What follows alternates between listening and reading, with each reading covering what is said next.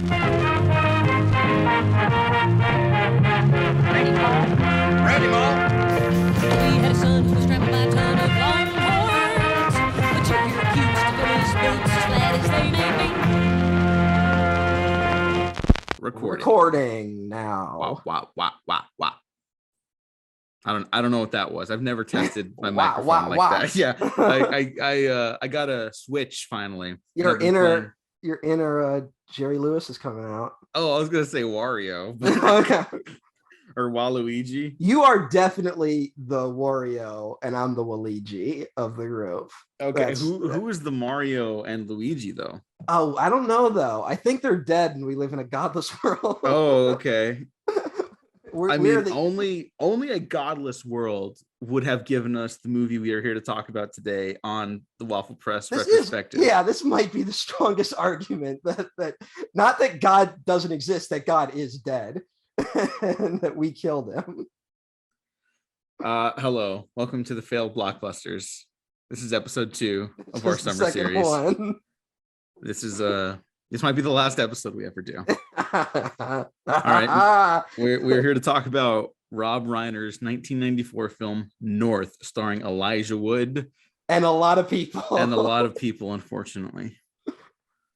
Matt, why'd you choose this movie? Well, we needed I was looking at our list of movies and I said we got too many good movies on this list. So we had to think of a bad one. And I think I had watched some movie that had angered me. And whenever I get angered, I think of Roger Ebert's "I hated this movie" quote. And so it's that quote comes from his review for this movie. And I was like, hey, we should do North. And then Diego's like, oh, I don't know what that is. And then I was like, we're definitely doing North now. And we did. Let me list the people who co-star this film. The criminals. No, John Lovitz, Alan Arkin, Dan Aykroyd, Kathy Bates, Faith Ford, Graham Greene, Reba McEntire, John Ritter, Abe Vigoda, Bruce Willis, who also narrates the film. And this is what I was fucking shocked by, because I rewatch Seinfeld all the fucking time. It's one of the greatest shows ever.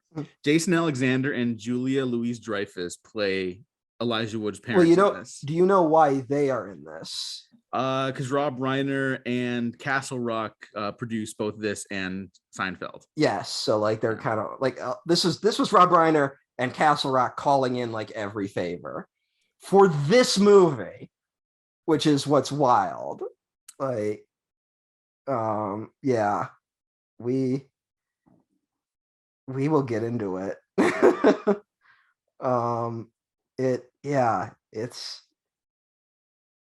It's not even a 90-minute movie. No, but it feels like an eternity. It does. It feels so long. Yeah. So here's the thing. I saw this movie for the first time. I had no idea what it was about. I told Diego, wait, let me get your text up. Because I told Diego to text me while he was watching it. You keep going. And I thought, I was kind of joking and saying maybe I'm like the guy who likes this movie. And you were the Rob Reiner defender on a previous episode of the show. I will continue defending Rob Reiner, the person. He's a little Hollywood liberal, Yeah. He's just get out and vote and whatever. He's 100 years old. I can't really hold that against him. We both talked about how when Rob Reiner pops up and stuff, we're like, oh, it's Rob Reiner. We kind of get happy when we see him. Even if the movie's not good, Yeah. And I spouted my love of New Girl again, and he's great. He's a great presence. That goes a long way. Unfortunately, none of that helps this film, which is maybe the single worst film I have ever seen. Oh, it is. I remembered it being bad. I forgot that it really is one of the worst movies ever made. Because at first I was like, this is bad. And then Bruce Willis shows up as the Easter Bunny, and I'll explain what it's about in a second. And you'll be like, what the fuck are you talking about, Diego? It sounds like you're having a stroke. And it feels like I'm having a stroke, even explaining it right now. Yes. And I was like, oh no, this is bad. And it somehow continues to get worse. Yeah. Apologies to every Disney Channel original movie that has been disregarded as not holding up. This makes like fucking Xenon of the 21st century look like Citizen Kane. Yeah. It's that was a deep cut. I don't expect anyone but like 5 people on the planet to know what I just referenced. But that's something I want to talk about. There's a weird thing about kids films where like they are like super forgotten like once the generation like ages out of them, you know? Mhm. Like if a kids film isn't good, it's just immediately forgotten. Whereas I think other genres of movies are kind of like, you know, horror fans go looking for the most obscure bad horror films out there, right? Like they drag stuff up, whereas like Western people love Westerns will watch anything that has a fucking cowboy with a gun in it, you know? Like even comedies will have defenders, but like once people become adults, there'll be that one wave that gets nostalgic, but then like once it's actually revisited, it's just forgotten, you know? Like, so it's so weird when it's like you see it, because I actually, one thing I wanted to look up was the trailer for this movie because I'd never seen it. And it's I haven't, it's one of those where it's like they didn't know how to market this movie. Like, how could you possibly? I know that's also like another thing, but it's somewhere it's like imagine seeing that trailer like before on a VHS tape before something else, right? Like as a kid, like I can, there's so many movies in my brain that I just saw trailers for as kids because they were before like another Disney movie I went to watch, right? Mm-hmm. And I know the trailers, have never seen the movie, but I will know those trailers for the rest of my life. This thing is like so nondescript. You would like the title might stick out in your head, but then it's just forgotten. And then like no one talks about it. And it kind of only has the reputation because it is considered such a horrible movie, specifically by Siskel and Ebert, which we'll get to that. Like, but other than that, there's like this movie left no impact. So it's one of those things where when you come on here and go, no, this children's film from 1994 called North, which is possibly one of the most boring titles on the planet. Like it's so nondescript. You watch the trailer, you're like, I don't see like what is in this movie that makes people like get so angry about it. To try and sit there and be like, no, this is like terrible. Like you don't understand. This is awful. You're like, what could possibly be in it? And then you watch the movie, and it's just.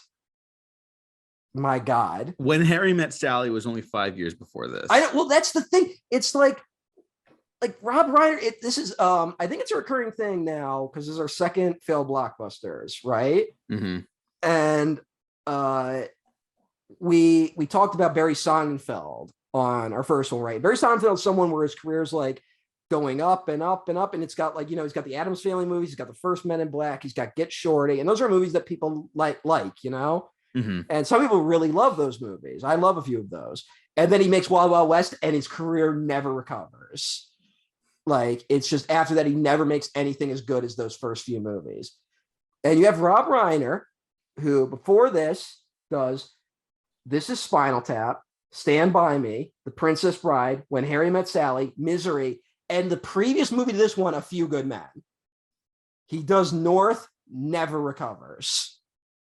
It's just over. You don't like The Bucket List? No, I do not like The Bucket List. Or Rumor Has It? No, I do not like Rumor Has It. And then you look at like the last 5 movies he's done, and you're like, these movies don't exist. Like, they're not real. Like, what the fuck is The Magic of Belle Isle? Like, that a movie called And So It Goes. Like, these feel like parodies in like a movie about movies about show business from like the 90s, you know? Yeah.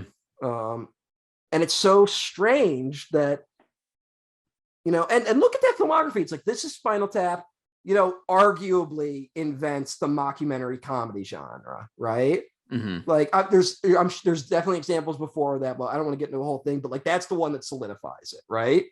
Yeah. Kind of a perfect movie. Like, Stand By Me is like, I think the definitive coming of age movie of the 80s, right? Like at the very least, it's up there. It's definitely yeah. It's definitely up there. And I think it's one of those movies where, like, you know, the 80s, like, people like fucking jerk off to the 80s all the time, right? Like, it's like, that was the best era movies. And you watch them now and it's like, no, they weren't. But Stand By Me is one of those ones that like really holds up. Mm-hmm. The Princess Bride is another movie that I would like consider a perfect movie. Like, and that's a movie where Rob Reiner has such a mastery of the tone of that film. You go one way or the other, like the movie doesn't work, right? He walks that tightrope perfectly. And it works today, it worked then. It's great. When Harry Met Sally is the rom-com that people who don't like rom-coms like, you know? Mm-hmm. Like, and then he does Misery, which is the Stephen King horror adaptation that people who don't like Stephen King or horror like. He does A Few Good Men. I mean, that's got a whole Sorkin thing to it that's maybe hasn't aged as well, but everyone knows it. Like, everyone knows it, and I would still argue as the number one Sorkin hater, that movie has an energy to it. Yeah, and it's fun. You can see it's one of those movies though where it's like you can see Sorkin building the bomb of like all his flaws that will be a part of his later career, like his weird obsessions. So it's like, oh god, he gave us all the clues, Mr. Policeman. Like, but it's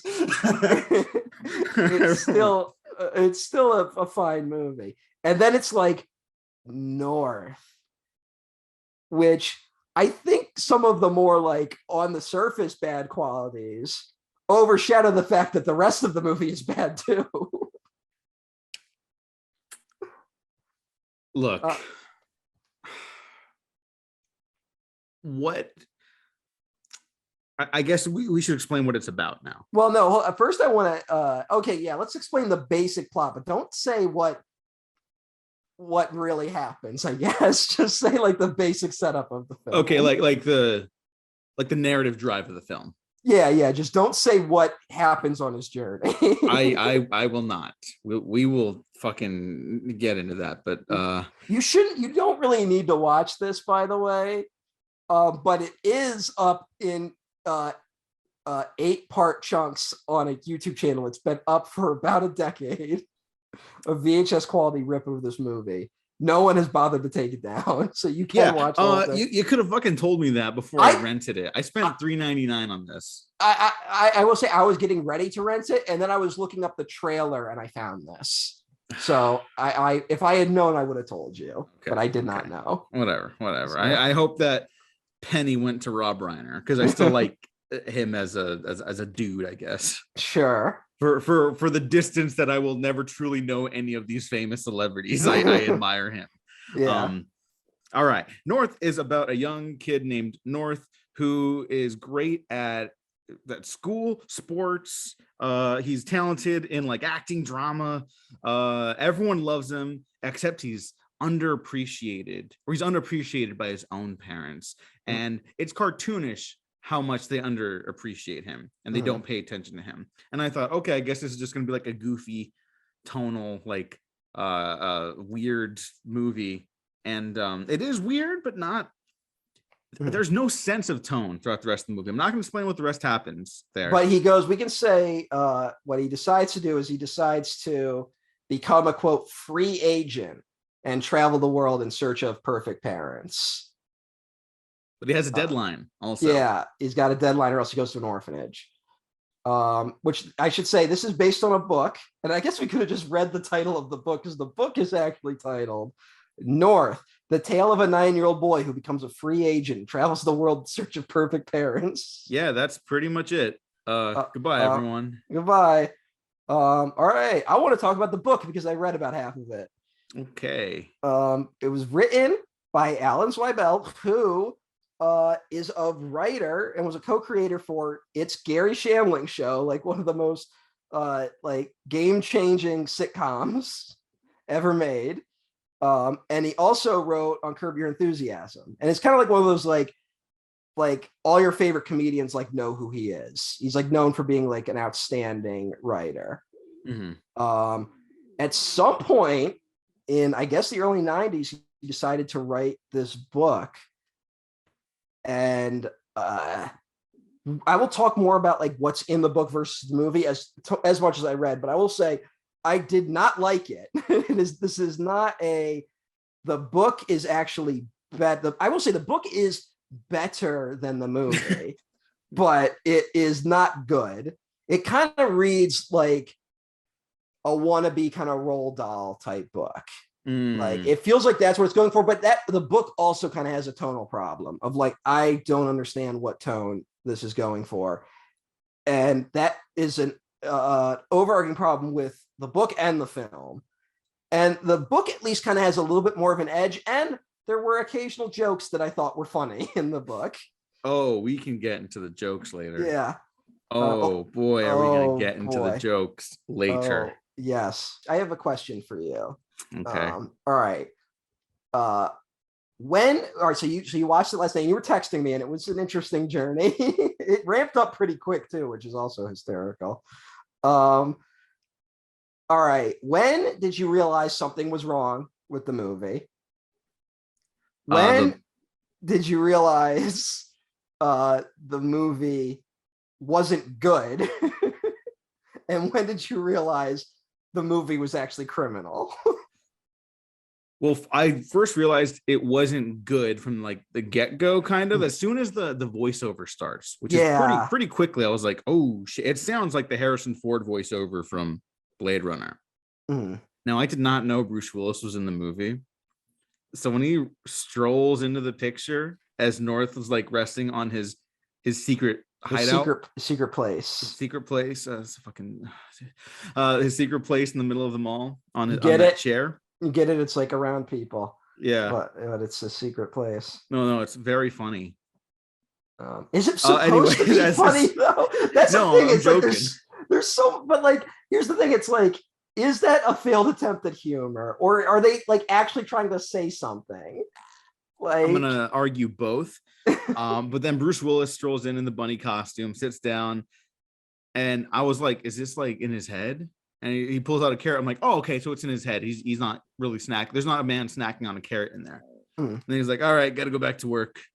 And he's like, I was shocked. I was like, okay, I guess that was like a real thing that happened. Okay, so this is gonna be bad.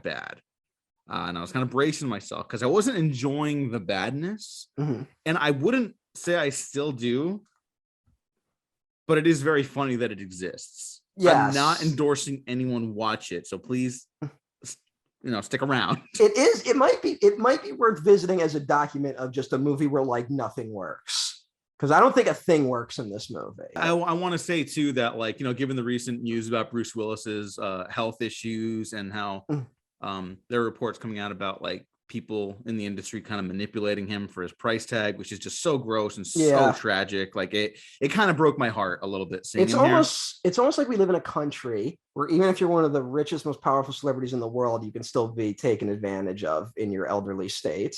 Yeah, and there's been a lot said about Bruce Willis, the man, and his personality.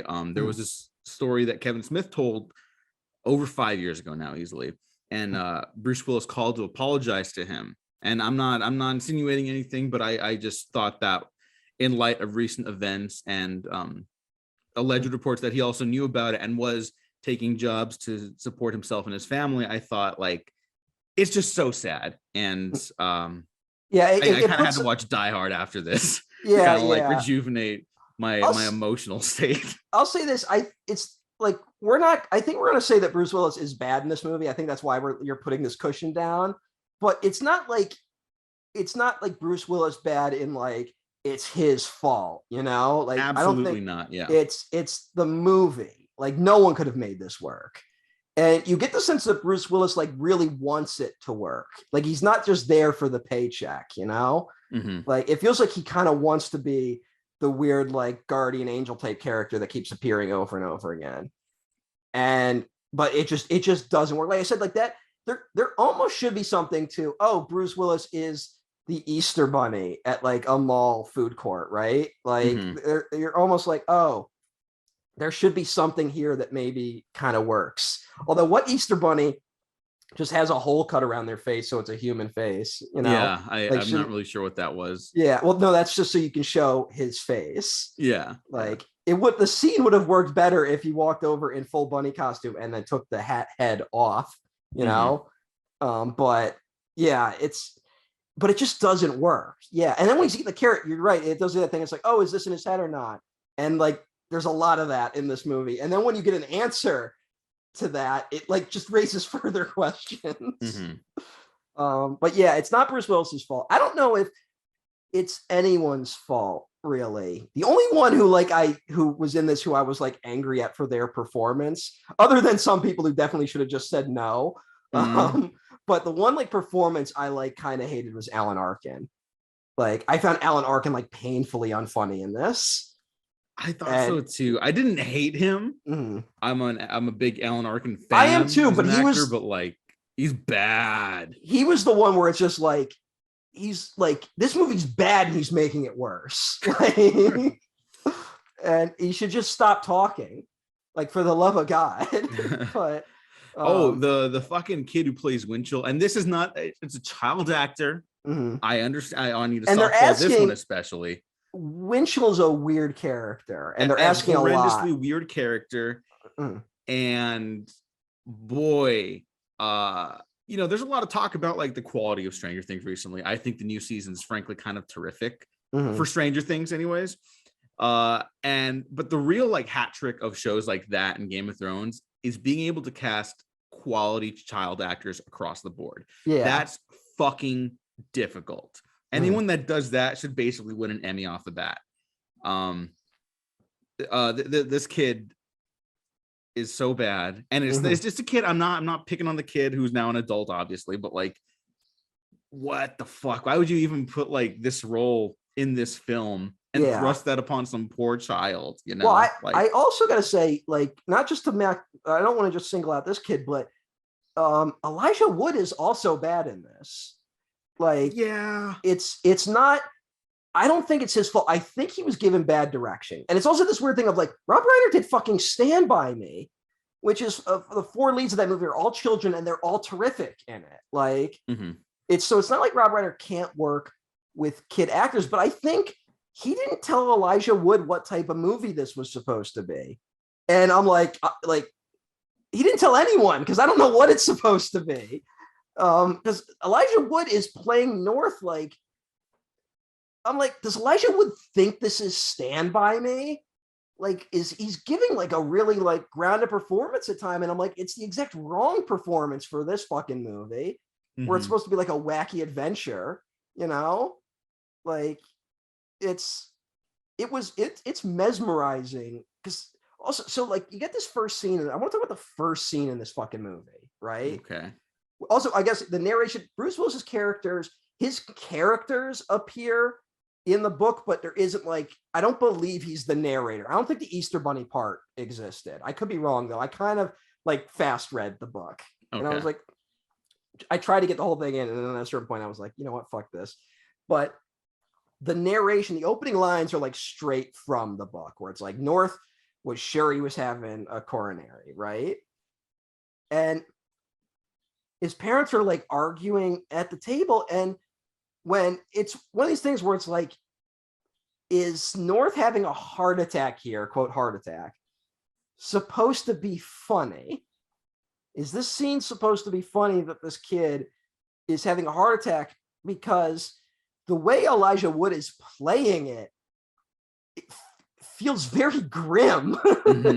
When he like screams and falls over, it's like, this kid is like falling apart, like, and it makes you think the movie's like, oh, his parents don't appreciate him. The way he reacts in the scene, it's like there's something deeper wrong here. Like, what is going on, you know?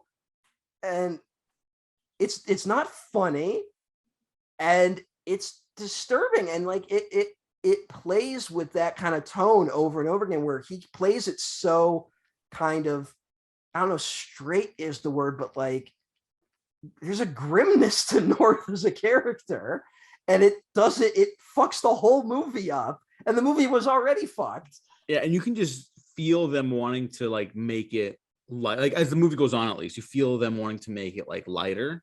And then it makes that stuff even grosser and weirder. Yeah. And like it's upsetting in a way. I want to say, I don't think it's as upsetting as something like The Book of Henry. I think I called North the worst movie I've ever seen. That's not true, but it's down there. It's in the same ballpark as Book of Henry, though. Yeah. I would argue. Like this is definitely like yeah. double feature North and Book of Henry if you want to learn how not to make children's films. And then kill yourself. Well, no, Okay. but live to spite North and the Book of Henry. Well, here's the thing. I don't hate North. I hate Henry. I'm glad Henry's fucking dead. Yeah, here's what's weird though. Like Henry's a worse character than North, but the kid playing Henry, I think, played that character better. That character just sucks. Yeah. Whereas, and it's not like, like I'm not trying to dunk on Elijah Wood. Elijah Wood's a good actor. Like, and he was a good child actor. He's a good actor now. Like, I don't think anyone disagrees. It to me, it comes down to the direction, and it just brings up like, what the fuck was Rob Reiner trying to say with this movie? And I also found that problem with the book where it's like, I really don't understand what, like, if it loops around to like this very basic message of like, your parents are your parents and they love you, right? Like parents are good. It's like really basic. And I'm like, that's a wild assumption to make about people and their parents. I felt that too, because I think that's a nice message to like instill, but it needs, and you need to know several things. It needs to be in the text of the film, which it is not. They're awful to North in that first scene.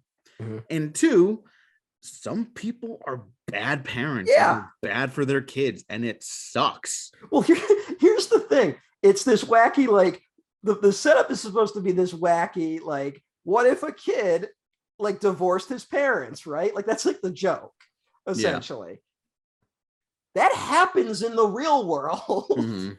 That's not like a fantasy premise. Kids can petition courts to be removed from the homes of their parents. Like the thing that is more wacky is the kid like choosing who they go with ultimately. Like kids get some choice in the matter, but they don't have a ton. You're not given that sort of thing. Maybe kids should be given a little more freedom in that regard. But yeah, some kids are taken away from their parents for good reasons, and it sucks. But it's not this wacky fantasy premise setup. And I'll say that, like, I'm a child of divorce. Like I had one really good parent, one really bad parent, and the court took me away from the bad parent. Like it's not this, and I'm not bringing that up to be like a bring down of like this movie offended me on a personal level. Like the movie honestly doesn't even get anywhere where I could like react that way. It's just I want to shake the people who wrote this and just be like, you're not playing with something fantastical. Like these are real things that really happen to children. And there's another film that's also bad that I believe also I only know about it because it appeared on Siskel and Ebert's worst of the year list as well, but it has a better setup than this called it's called Trading Mom. Have you ever heard of Trading Mom? No, I haven't. Oh, same year as North. That's wild. It stars Sissy Spacek. It's basically a story of like these kids. They think their mother is like nagging and she's kind of like boring, and it's like, we want a better mom. So like they go to this market where like they can try out different types of moms, right? And Sissy Spacek plays all the different moms, and it's like, oh, what if your mom was rich? What if your mom was in the circus and stuff like that? And that had a better fantasy setup than this, right? Because they make it very clear where it's like, oh, the kids like they don't appreciate that their mother is trying to impart like good lessons, right? That the way the mother is raising them actually is a loving thing that she's doing, and not like, in that way where it's like you should put up with your parents if they suck. Just like, your parents do love you, even if maybe they don't always seem that way. North doesn't have that, but I also think we can say like, oh, the parents are terrible, but I also don't think they define the parents enough where I'm like, I'm not exactly sure what kind of terrible parents they are, if that makes sense.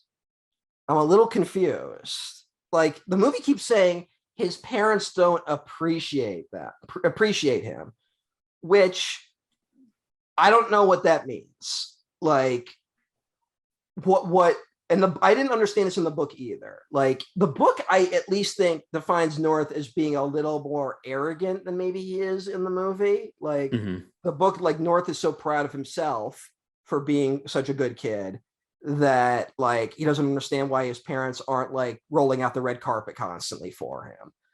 But at the same time, it's like this movie, when they're having the argument at the table, it's like,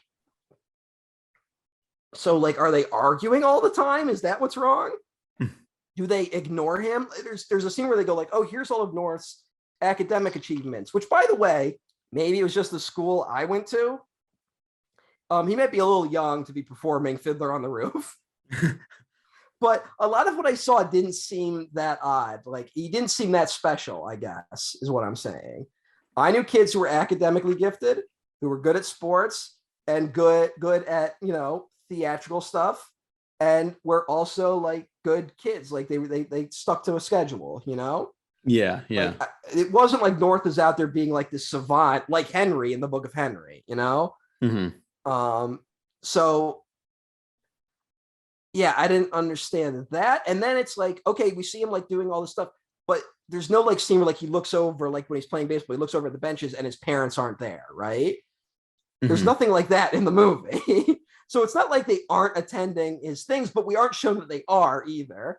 So that just makes it more confusing. And then I'm like, maybe he's embarrassed by them because his dad is like a pants inspector, which is an odd job to say your parents are. So maybe it's like, oh, his parents embarrass him, but we also don't see that either. Like, I was very at a loss of like, what exactly is wrong here, Yeah, I just saw them as like not paying attention to him, which is like, which is a problem, which is a bad problem. Yeah. But like, I guess just, but we only get the that film one, is so inconsistent in actually delivering like any sense of character beyond that. We only get that one dinner scene, and then we get that scene where he's like thinking about leaving his parents, and he tries to like reach out to them while they're at work, And like, I'm like, well, is the movie about how his parents like are working too hard? Like, it's not defined enough to know, like, am I supposed to be on North's side or am I supposed to be on the parents' side? Like, that's where it was weird. Like, it just wasn't laid down enough. It felt like both sides kind of had equal ammunition, which I don't think is what you want.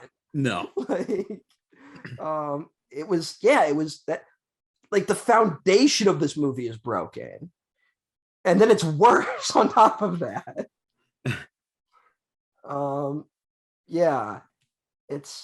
That was just the thing. Yeah, I was just so like, I don't know what I'm supposed to be feeling about the relationship between North and his parents, And that does like immediately break the film. Yeah, it's broken right there. It just doesn't work. Even apart from like the filmmaking and everything else we're about to get into. Yeah. Holy shit. Well, that's the other thing. Why? All right, the version I watched, I'll admit, like, I watched a VHS rip of this movie that was uploaded to YouTube, right? Like, it was not good quality. But why does the movie look like this? So here's the thing. I think there are quick little snippets of like North looking out at a sunset or something like that, and I'm like, hey, that looks pretty good. And then the rest of it looks like Kindergarten Cop. Yeah. And it's Rob Reiner, who is a good director, Yeah. Although there is a weird thing where Rob Reiner is like this really dependable, good director.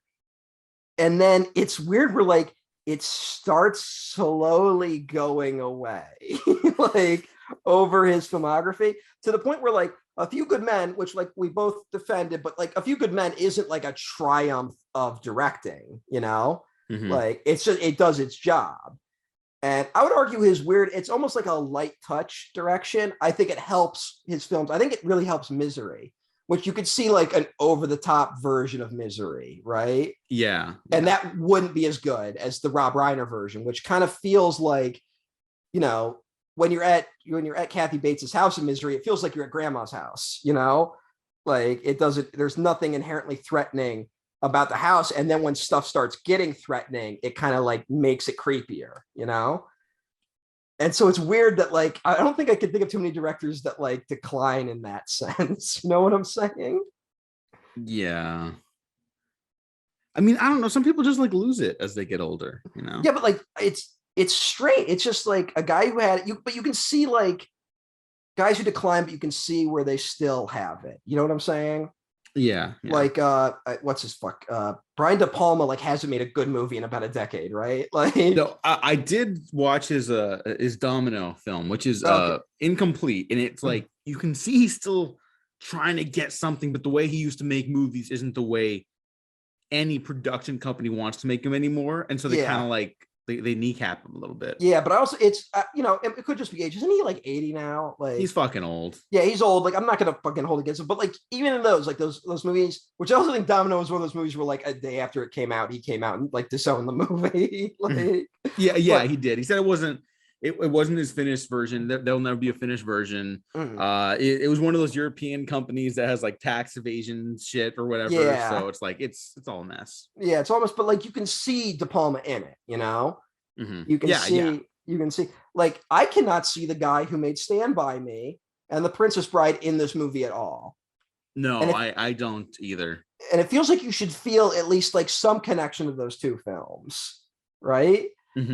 And you don't feel anything. It really feels like someone like killed Rob Reiner and like took over the movie. Like, I don't know about that, but well, I don't feel there's nothing here that made me. It feels like a no-name person made this movie. That I would agree with. There's nothing here, but it's fucking Rob Reiner. And I just, I was baffled by it. What was your favorite part of the movie? Oh God. I don't know if I have a favorite part. Here's the thing. This isn't my favorite part, but I kind of like the idea of like, because here's the thing, the foundation of the movie's broken, so like nothing connected to it works. Absolutely, yeah. But I kind of like the idea that like Norse actions like start a like revolutionary movement almost. Yeah, no, that's a funny idea. That's the one funny idea in the film. And it's being driven by like an adult lawyer played by John Lovitz and a kid who is like a young Dick Cheney. Like he looks like Rumsfeld almost. Like it's there's like and when I say I like that, I mean I like the sentence I just said. Not actually watching it. Nothing about watching it was entertaining.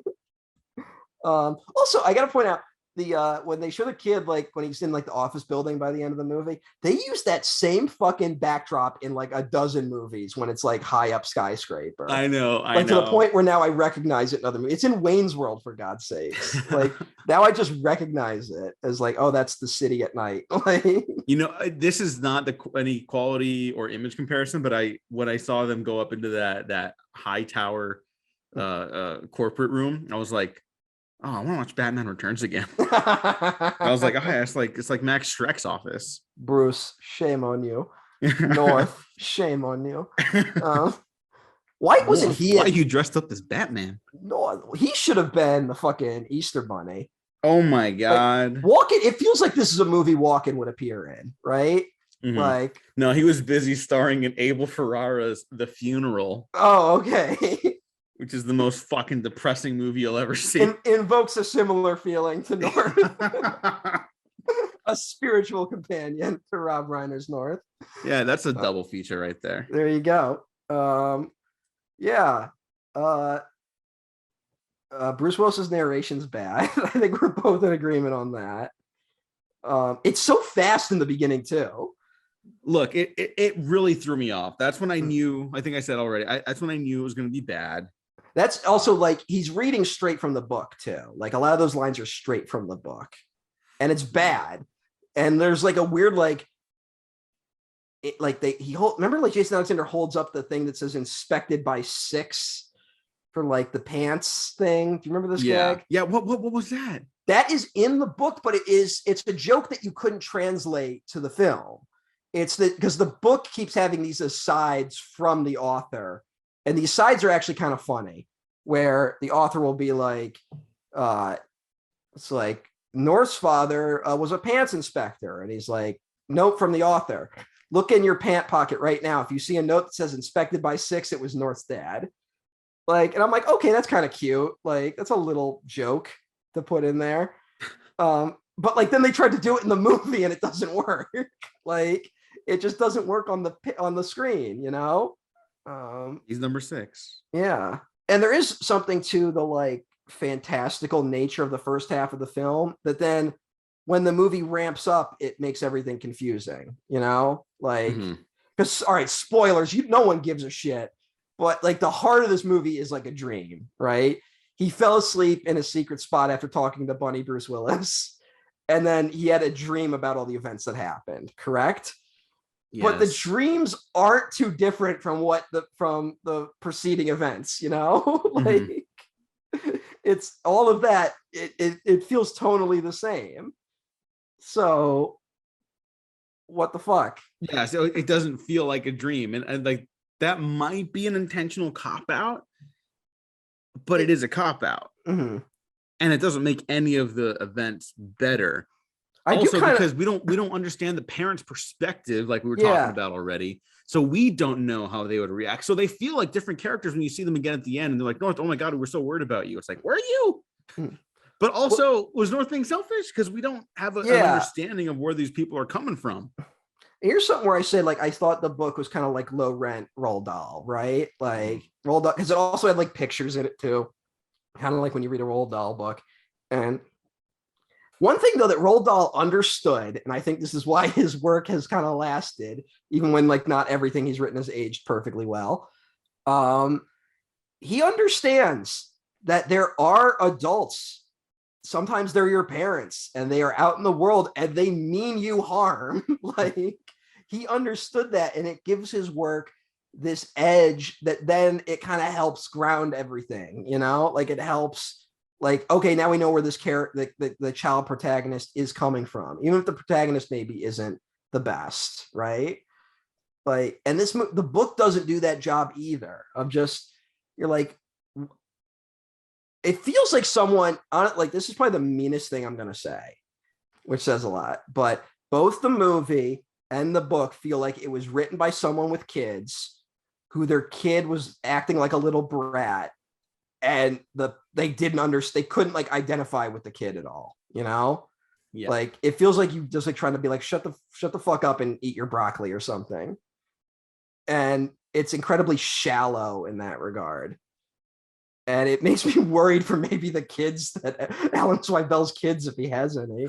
Like, I'm sure Alan Zweibel's fine, but like the book, it's like whatever window he was trying to give to be like, look, it might not look like it, but I'm your parent and I love you. Like, if that's the message he's trying to send, it's like he didn't do a good job at that. And yeah, you know, and like there are episodes of like cartoons that get that message across better, you know? Did you ever watch Recess? I did. Yeah. Do you remember the episode when Spinelli, it's like parent teacher night, right? And she's all like nervous about everyone meeting her parents because she's like embarrassed by them. And so she hires these like two strangers to be her parents. Holy shit. You just unlocked like a core memory right now. Man, what a fun show. And so like, and they come in, it's like a biker dude and like his like hot girlfriend, and like they're kind of like tough people. But then Spinelli's actual parents show up and they're kind of just like dorky parents, you know? And like she's and like they, you know, they don't call her Spinelli, they call her Ashley, which is her name. And she's like all embarrassed. Like, and that's like, you know, plenty of kids are embarrassed by their parents.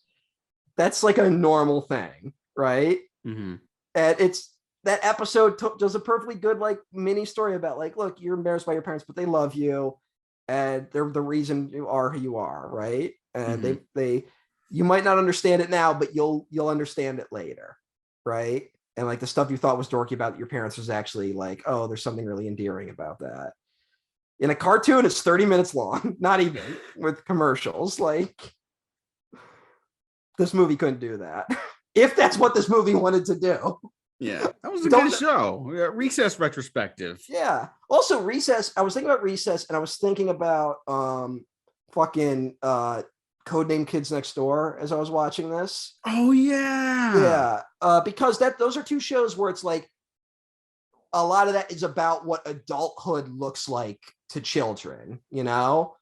Like, we're like, oh, there's the boss, like he's like he's always chopping on a cigar and making my dad work too much, right? Oh, parents are lame and they smell and they're goofy, right? Like, you know, like remember, like number one, like on the show, he's like the super cool, like he's basically supposed to be like Patrick Stewart of the of the crew. And his dad is just like this big old dork, but like he loves his son, right? And he's like, oh, Nigel, I just wanted to go fishing with you. Like, it's all stuff like that. But both those shows also have moments in them where it's like, hey, those adults in your life were also children too at one point. And it like gives you this perspective on them, you know?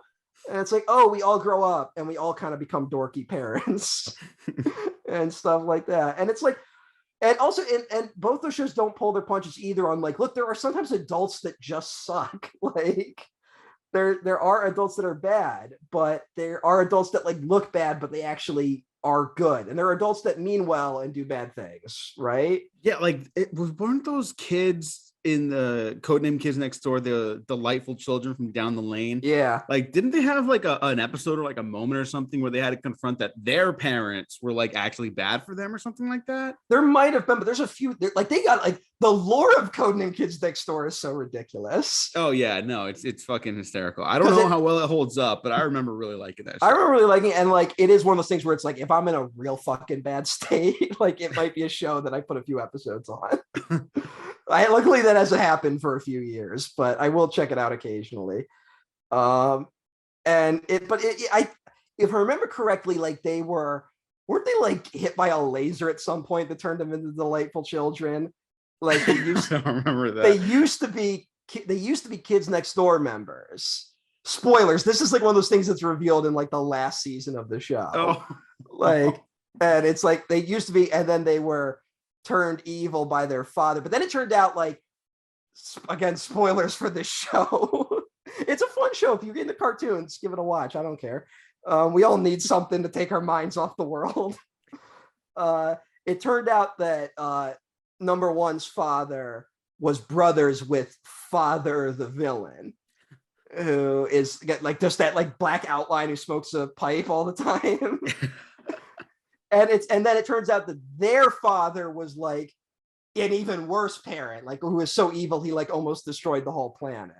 And it kind of is this thing of like, oh, like they're both, this is what could happen if your parents suck. Like, again, a better message than North. Like, a show where like there's literally a guy named like Count Spankula who's like spanks children. He's a vampire. Like, I remember the one with like the lice infestation. And it becomes like fucking aliens. And then and there's a Sticky Beard, the pirate who steals people's candy, and he's voiced by Mark Hamill. And he's just got tons of candy stuck in his beard. And yeah, that was a weird show. Yeah, I think there's definitely stuff of it that doesn't hold up. So I think there's a lot of like I remember there being a few episodes that were like very like boys like this and girls like this. Oh yeah. Which maybe hasn't aged as well. Wasn't there an episode where like there was like an evil girl who like took over the world and like turned everyone into girls or something like that? Oh, I don't remember that. I remember that episode. Oh no. Yeah. Okay. I will, since we're on Codename Kids Next Door, I will shout out the lead actor Benjamin Diskin, who played Nigel number one. I interviewed him back in the film critic days of Young Diego, and I got to talk to him about that. And he has very fond memories of that show. And I got him to talk about what the plans were for a spectacular Spider-Man season 3. Oh, okay. They were gonna have fucking Hobgoblin, Carnage, Scorpion, the Jackal. And it just made me upset that didn't happen. But anyways, why aren't they like? It really feels like Disney is like missing a window on like producing animated shows based on the Marvel characters.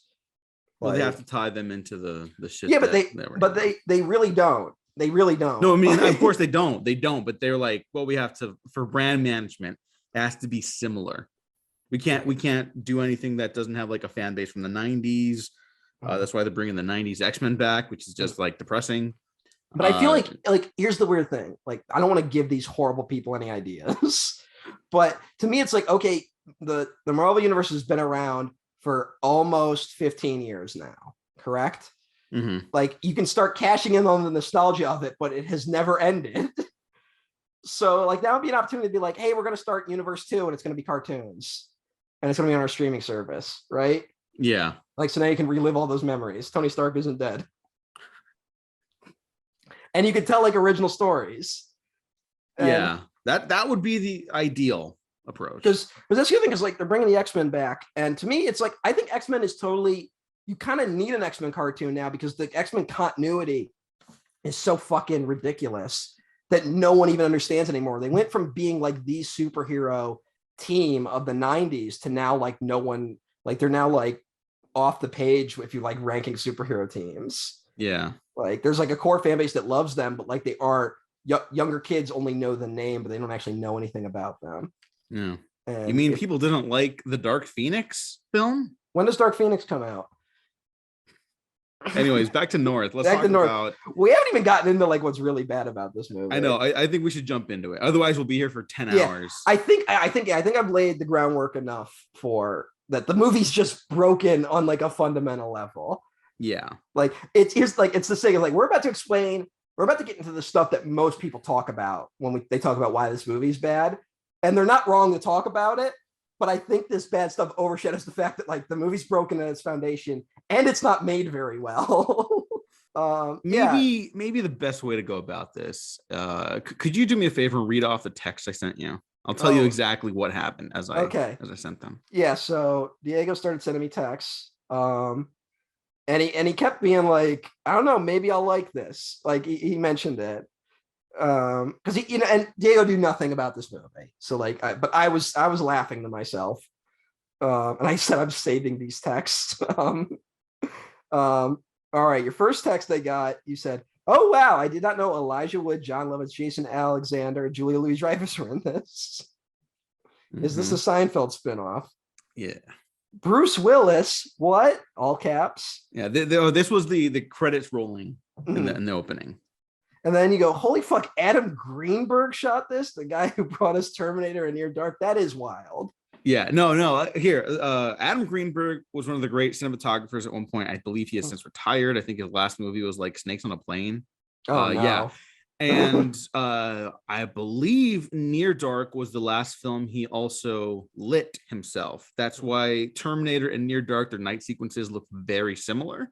Something about the sodium vapor lights he was able to capture. I don't know how he did it, but he kind of gave it that definitive night look, and it looks terrific. After that, he does not like any films, and they all kind of look whatever. Terminator 2 obviously looks fucking incredible. Terminator 2, which he also shot, is a masterpiece, obviously. And I saw a take going around recently saying that Terminator 2 was the problem with sequels or some shit. And what kind of fucking loser even like bothers typing that and sending it? You don't delete that immediately. You have nothing to offer society. I'm sorry. I just had to vent about that because I saw it and it made me upset. It is weird that Terminator 2 is kind of like had this word falling from grace. Yeah, it has a falling from grace until you rewatch it again. And you're like, oh no, that is like a masterpiece. Yeah. Although I guess like Terminator 2 is one of those movies I've just seen it so many times that like I kind of am like, I don't ever need to watch it again. And that's totally fine. Yeah. But it's Terminator 2. Yeah. And it's also one of those things where I like sometimes I see people like say that where it's like this movie is bad for XYZ reasons. And it's like just because everyone learned all the wrong lessons from Terminator 2 doesn't mean Terminator 2 is bad. Like, yeah, that happens a lot in Hollywood. And I just want to say you ended what you were sending me with. What the fuck is this voiceover? These texts, the group I just said, were all sent in the first 3 minutes of the movie. Yeah, that was my train of thought. Yeah, so first 3 minutes, there's about a 5-minute gap, and you just text me, no fucking way. That was Bruce Willis strolling in with the bunny costume. Another 5-minute gap. And then you go, does it get worse? I haven't responded to these ones. What made you ask if it got worse? Was it just the Bruce Willis of it all? The Bruce Willis and then the dinner scene with the parents. Oh, but that happened before Bruce Willis. Oh shit, what the fuck was I thinking of then? Well, you have to be getting into this is when the fucking what's the kid's name? Winchell shows up. Yes. And it was just embarrassing for everyone involved. And this is just stuff where it's like the jokes just fucking aren't landing. Like any gag there's one okay visual gag where John Lovitz is this lawyer and the kid's like, he's like, North's like, how do I set up a meeting with him? And he's like, you don't set up a meeting, he'll find you. And North is just out walking one day and we see a car like literally chasing an ambulance and then throw it in the reverse and then come back to North and be like, oh, hey, I'm the lawyer. Like, and it's like, oh, okay. Yeah, this movie was made in 94. Like, that's kind of one of those moments. All right, so you say, does it get worse? And I'm just laughing at you at this point. 10 minutes go by, and you just go, how is this only 20 minutes so far? And I think that I'm guessing that's at the beginning of Dan Aykroyd and Reba McEntire showing up. Yes. Do you want to talk about that? No, but I will.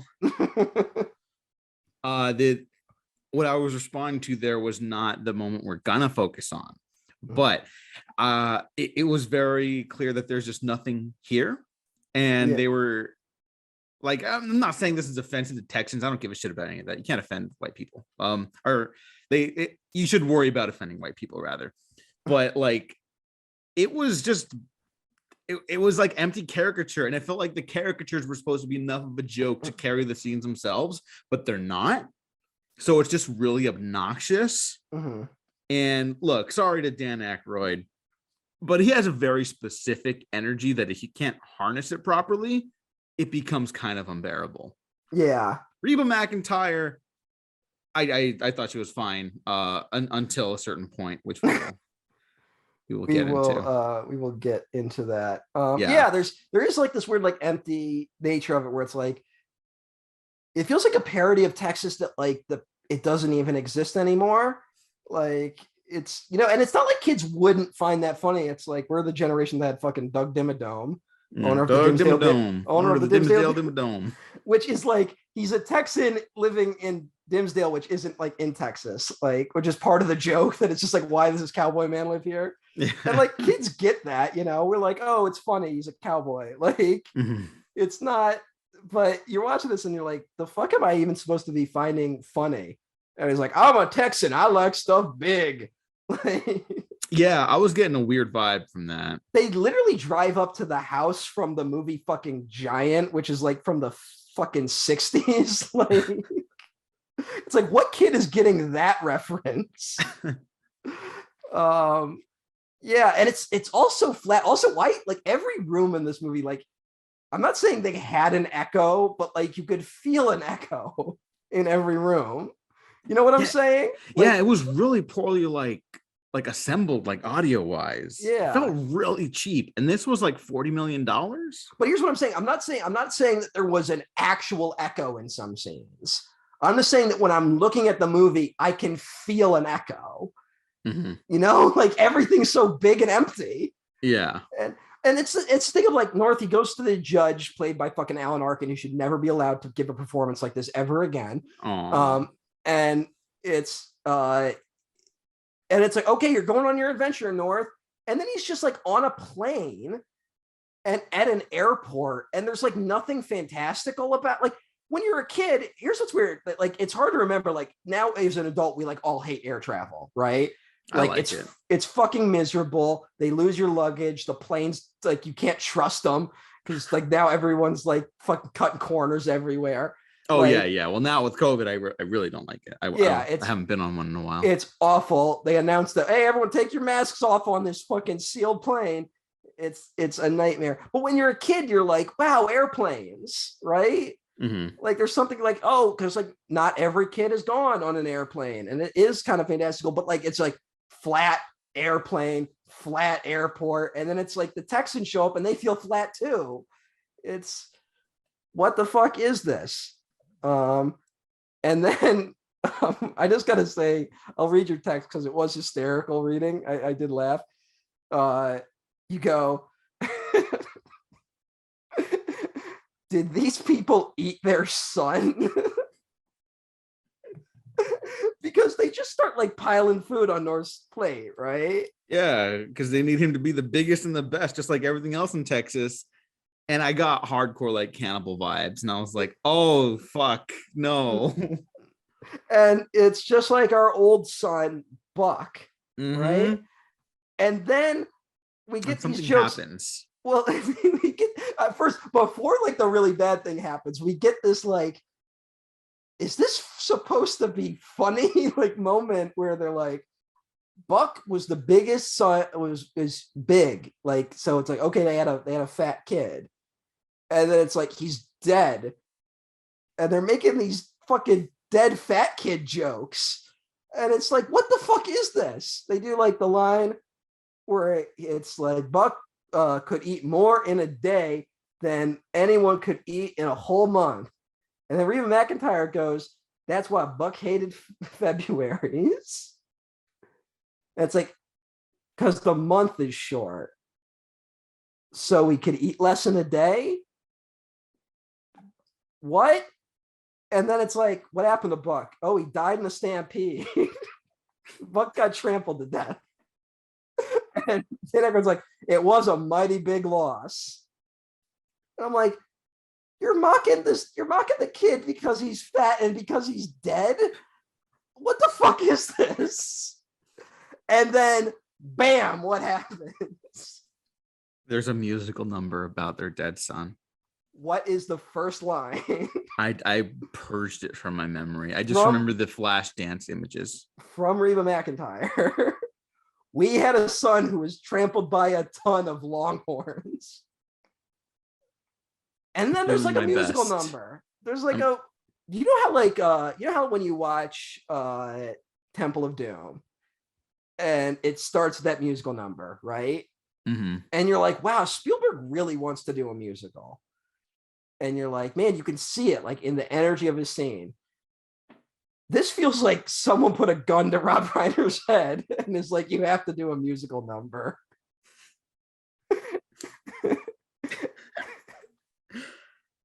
I think what makes it more aggressive too is you get North's perspective in some of the moments. And he's like terrified. Yeah.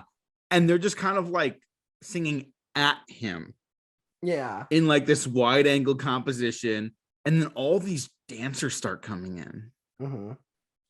And apologies to Cats. Because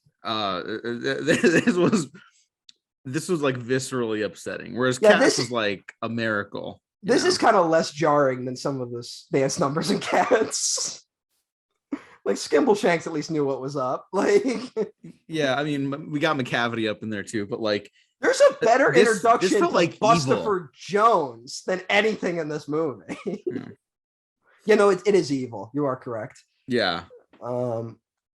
It is, and it's just like, what in the wild fuck is going on here? And then it's this thing of, okay, he's auditioning parents, right? Mm-hmm. Suddenly you have this vision of like, what if these parents end up being like evil people that he goes to see, right? Yeah. And like they won't let him go. And then you have this like ticking clock element in the back of your mind, right?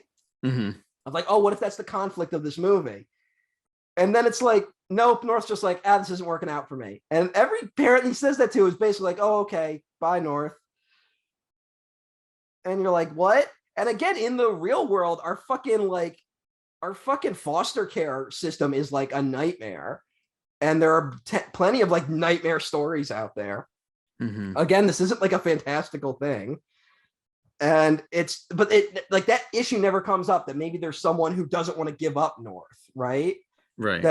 And then at the same time, it's like, okay, he's auditioning these parents, but none of these parents are like reflections of like his parents in any way. Of like, oh, you know, they're giving him food, which it wasn't a conflict with his parents.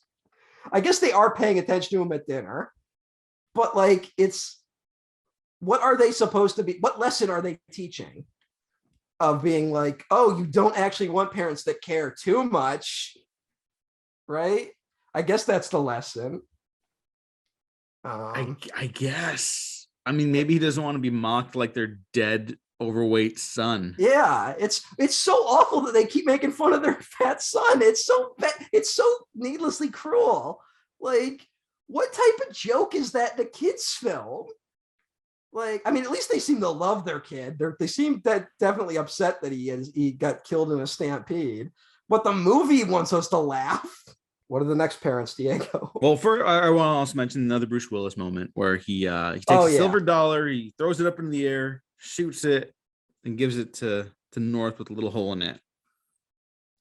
I don't understand the purpose of that, but it looks Yeah, cool, I didn't guess. understand the significance of that Yeah. either. But he is also as the guardian angel figure, the one who tells North, like, well, you want to be appreciated for who you are, not being made into someone else. And it's Okay. like, okay, that's the attempt at a message, All right. Yeah, but sure. that doesn't actually, like, it doesn't correlate to anything that he was going through prior. Yeah. I guess. Again, I think the thing that just fucks the movie from the start, like I said, is just that we don't really understand North's parents at all. Like we see one fight at the dinner table, which, like, it's bad. But we should also mention that Jason Alexander and Julia Louis-Dreyfus, upon the news that North is leaving, end up in a catatonic state. Yeah, they're even wheeled out into court like catatonically. Yeah, which isn't funny at all. It's just strange. And we get a hilarious joke where Alan Arkin's like, anything for the defense? And the lawyer's like, the defense rests. Because they're in a catatonic state. Again, it feels, and then it's like this weird thing of like, if they weren't in the catatonic state, does that mean the conflict of the movie just wouldn't happen? Like, would they have been like, upon the news, they would have just been like, North, we apologize, I guess. I don't know. I guess so. Anyways, this next stop is Hawaii. Yes. The governor of Hawaii and his wife try to adopt Ho and Mrs. Ho.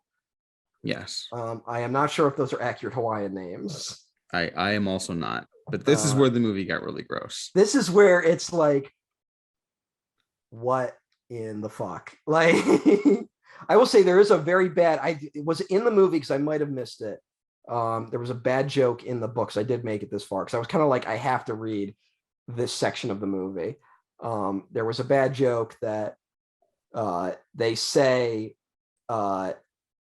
like hi ho, like, and like there's like a weird, like almost like who's on first, like little bit of like, oh hi, god, yeah. If there wasn't the movie, I didn't catch that. Yeah, it wasn't funny in the book. It's not funny. What I did catch is this entire section being basically on par with war crimes, and this is the part where I'm not joking, because the nation of Hawaii was overthrown by the US government. And I found it really gross that the film like actively has the governor and his wife stating that they want it to be taken more seriously as a state in the United States. And it's like, if you understand anything in passing about the actual like citizens of Hawaii, it's that they don't want to be a state. And it was so gross and off-putting, even before what surely is a war crime of its own later with the same sequence, which I'm sure we have to get into with the Coppertone reference. But it was so upsetting. I recommend there's a documentary called The Act of War, The Overthrow of the Hawaiian Nation. It's only like an hour long. It's very good and informative, and it's a very upsetting like a series of events that are told about the state of Hawaii up to 1993. Yeah, go watch it. It's this part was like genuinely like offensive to me, and I'm not even from Hawaii. Yeah, it's the history of Hawaii is very depressing. It's such a beautiful land, and they're telling people not to go right now because tourism is just fucking it up right now. Apart from COVID, apart from all the shit the US and corporations are doing to it, and it's just that one sent me into a little bit of a spiral, frankly. I mean, to be somewhat fair to this movie for half a second, like that is something that would be like impossible to litigate, in even like an adult film, like that would be a difficult thing for white filmmakers to navigate. Like, and I think the book had a bit of a different slant than the movie did. I think there's more like the Hawaiians are kind of angry in the book that like they're just looked at as a tourist destination. I don't think the comment about wanting to be treated equally as a state is in the book. Okay. I think, and like I got the sense that there was a little bit more of an edge to it in the book. Also, what might be the worst line in the movie I didn't find in the book. It might have been there, but I was speed reading it. You can check out the book if you want to read it. It's on archive.org, which is how I read it. So if you have an account there, it's free. You can borrow it and then read it. Yeah. You want to say it? No, I don't want to say it. All right. Good luck. Well, Governor Ho is doing like all this horrible shit of just like all this like what white people think about when they think about Hawaii type shit, you know, of like, oh, we have 17 words for what, you know, like whatever they were saying. It's all like cringe stuff, you know, of just like, I think he would want to talk about other things, I guess is what I'm saying.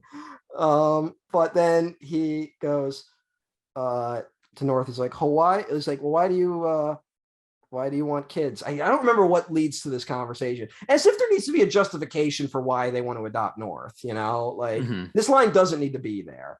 But they go, why do you want me? And he's like, well, Hawaii is a lush and fertile land. In fact, there is only one barren area on all of our islands.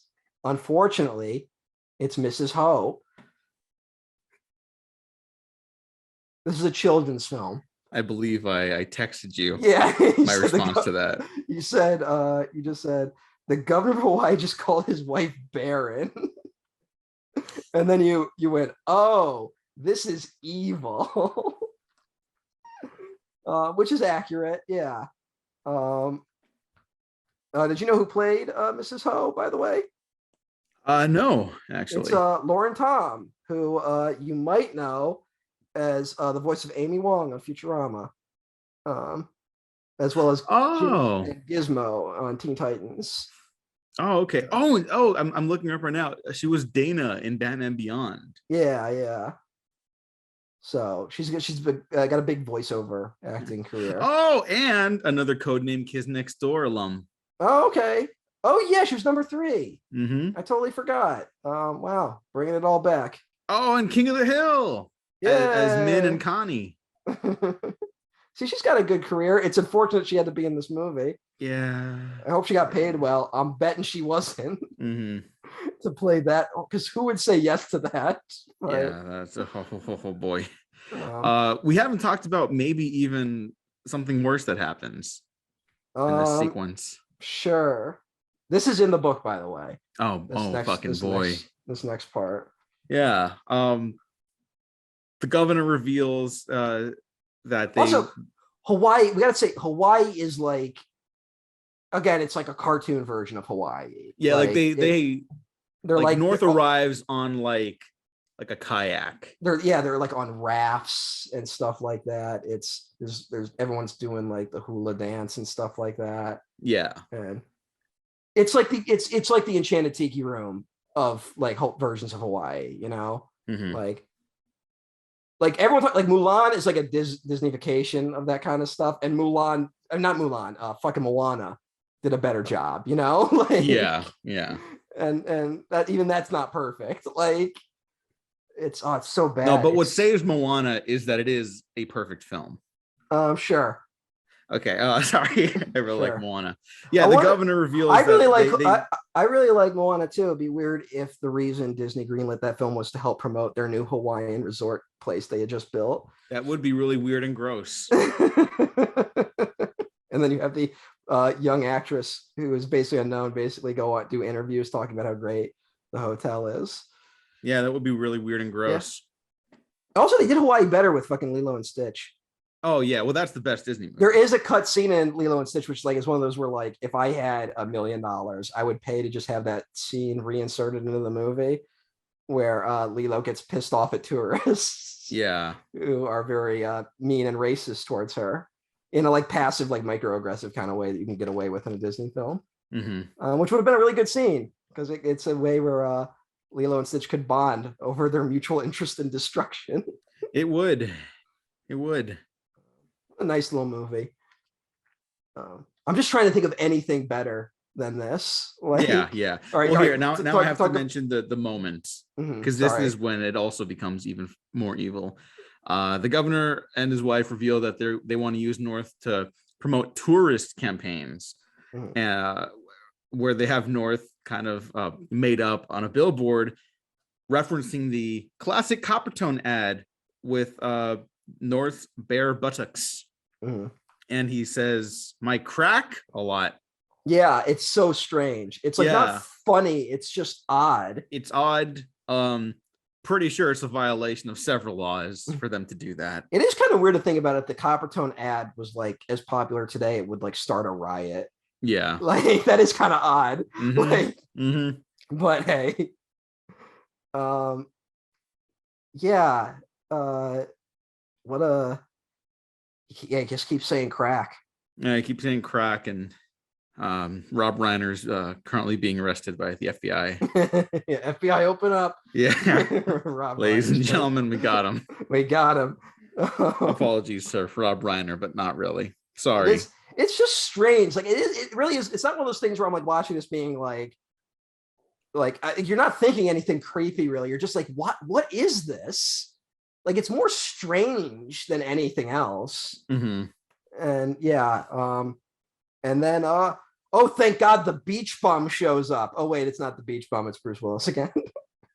If it was the Matthew McConaughey beach bum, It would have saved the movie. yeah. It kind of would have. It was like, oh, that was the trick.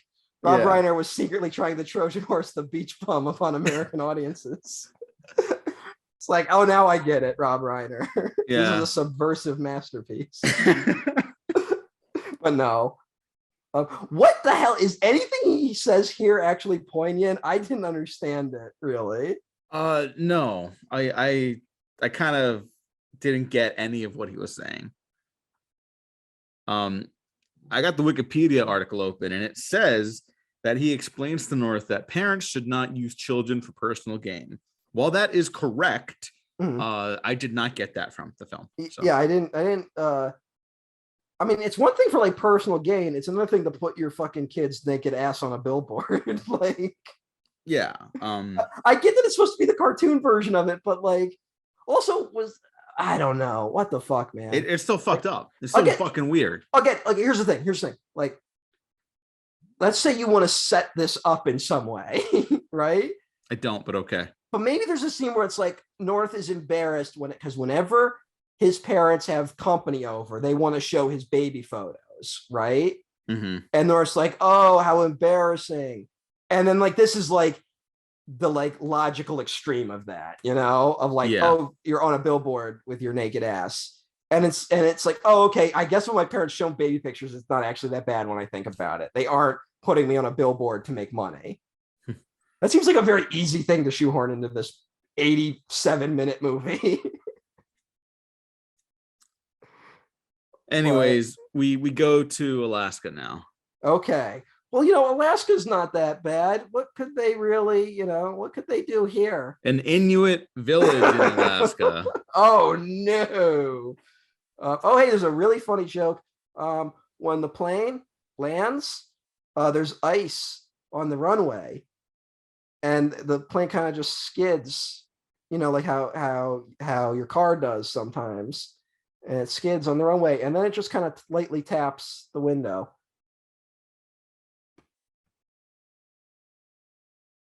Yep. Oh, how hysterical. No, but see, the pilot mentions that, like, they dented a few of them, but they get it right now. Mm-hmm. Which makes it all okay. All right. You take this one. I will say it's a little wild that it's like, okay, we start off with like the Texan parents. Like that's a stereotype that like you can kind of play with, right? Yeah. Like I had a layover in Dallas once. It's the only time I've ever been to Texas. And like half the people in the airport were wearing cowboy hats. Like that's Texas. Like whatever. Like I'm not even like that's not even bad, Like it's Pee-wee. You don't remember Pee-wee's in the phone booth? And he just leans out and goes, "The stars at night are big and bright." And everyone sings along. Like, yeah, who doesn't love Pee-wee? Yeah, it's like it's you can have fun with Texas stereotypes in that capacity, right? Mm-hmm. And it's like, okay, I can see it's not funny in this movie, but you could do something with it. The next two are indigenous peoples. Like, where did this left turn come from? both American. Like, it's not like North went to like the Arctic Circle, right? Like, Yeah. he's in Alaska, so it's two occupied lands. Like, why? Why were these the ones he went to? Yeah, I don't know. That is weird. Like it, and that's in the book too, where I'm like, I don't understand why this is the sequence of events we're going to, you know. I had the Blood Meridian tab still open from what we are talking about before we were recording. I'm just like, yeah, I'd probably watch that movie instead of this one again. Yeah, not looking so grim. Whenever it's made, because it will happen at some point. Probably by the time like our culture has totally moved on and it looks really dated, like, yeah, which just happens. But hey, yeah. Oh, did we talk about Blood Meridian on the show? I think that was before we started recording. Before. Now no one has any idea why we were also looking up Blood Meridian anyway. Yeah, because Blood Meridian's awesome. Yeah. Fun book. Everyone should put it on their summer reading list. If you got kids in school, hand them a copy of Blood Meridian. No, don't do that. It'll open their minds. Anyway, yeah, he's in Alaska and he goes to an Inuit village, but get it, their igloos are like our houses in the suburbs. Isn't that funny? He's not mowing the grass, he's mowing the snow. Isn't that funny? And then it's really funny when he opens the garage or the fucking igloo with like a garage door. And all the dogs go in. Isn't that hysterical?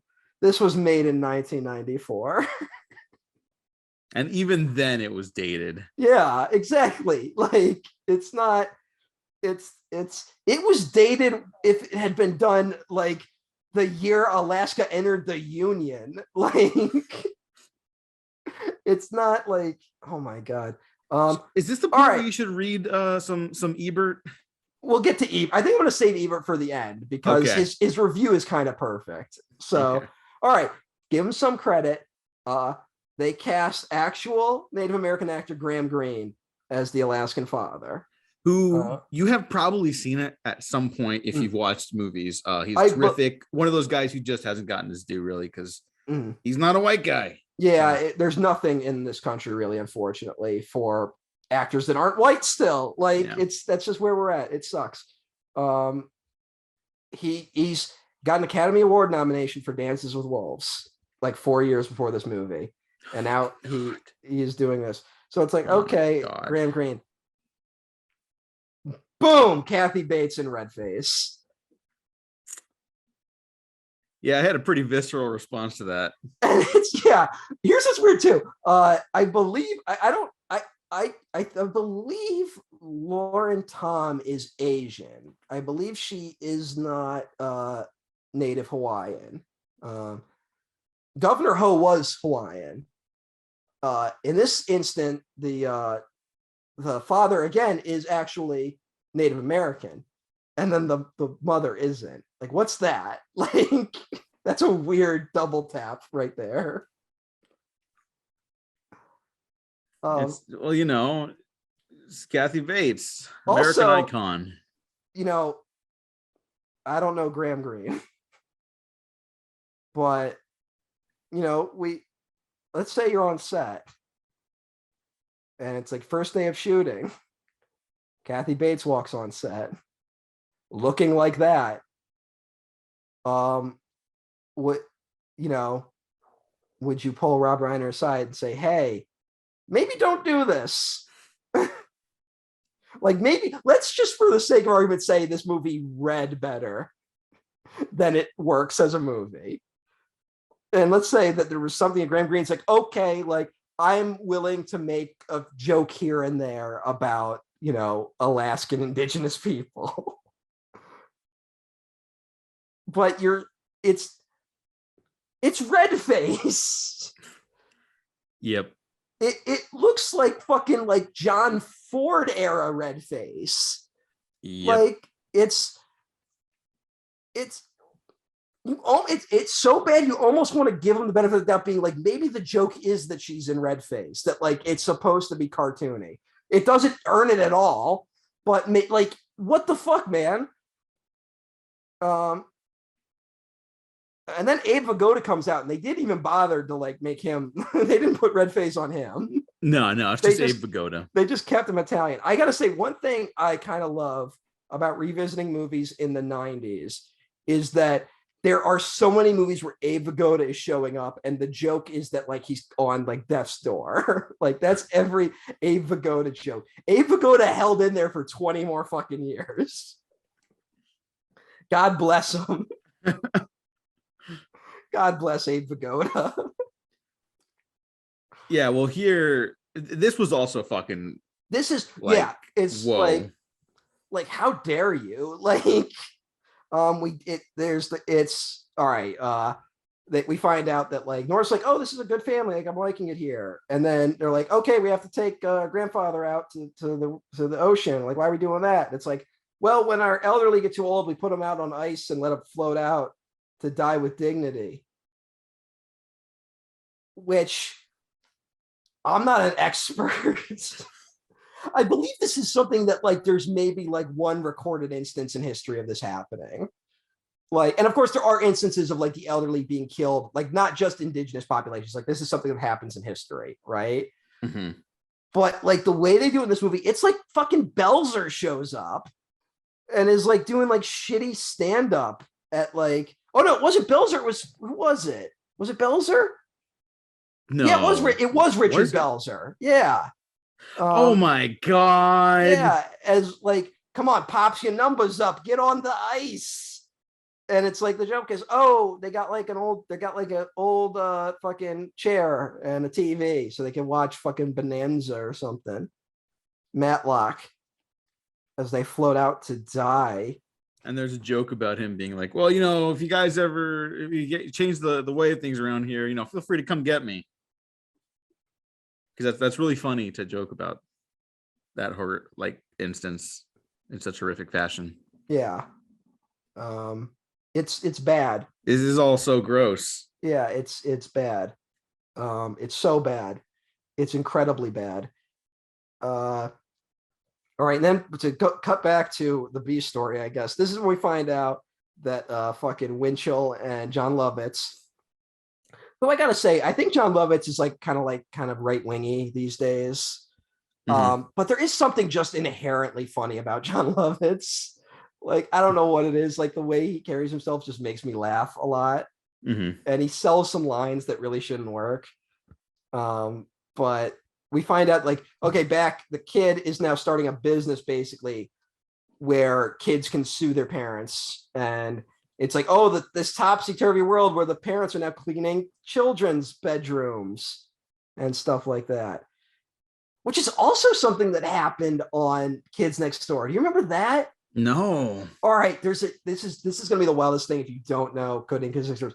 There is an episode of Codename Kids Next Door that is an episode-long parody of the second Renaissance from the Animatrix. What? You remember this? No. It is a parody like one-to-one of that sequence, and it's this thing of like, actually, children created adults, and adults were meant to do the bidding of children, and like children were arrogant. It's like the original sin of children. It's like fascinating. God. And then like one day a parent like spanked their kid, and then like that started like this revolution, like it's wild.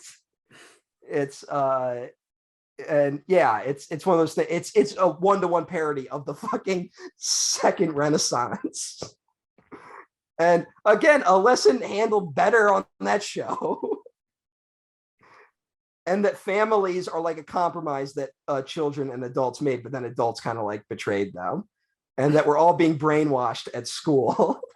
Oh my good fucking Lord. It's yeah. We should watch Codename Kids Next Door. Yeah, I know. It's on HBO Max. It's 'cause it almost was like on Cartoon Network. Should we do like a retrospective on it? Like, I feel like that's a show where we could just like watch the seasons and we don't have to go like every episode. We could just like do I this. don't know. Maybe It could down be- the line. That'd be kind of fun. It could be like a 5-episode thing. Like, Yeah. I'm writing that down.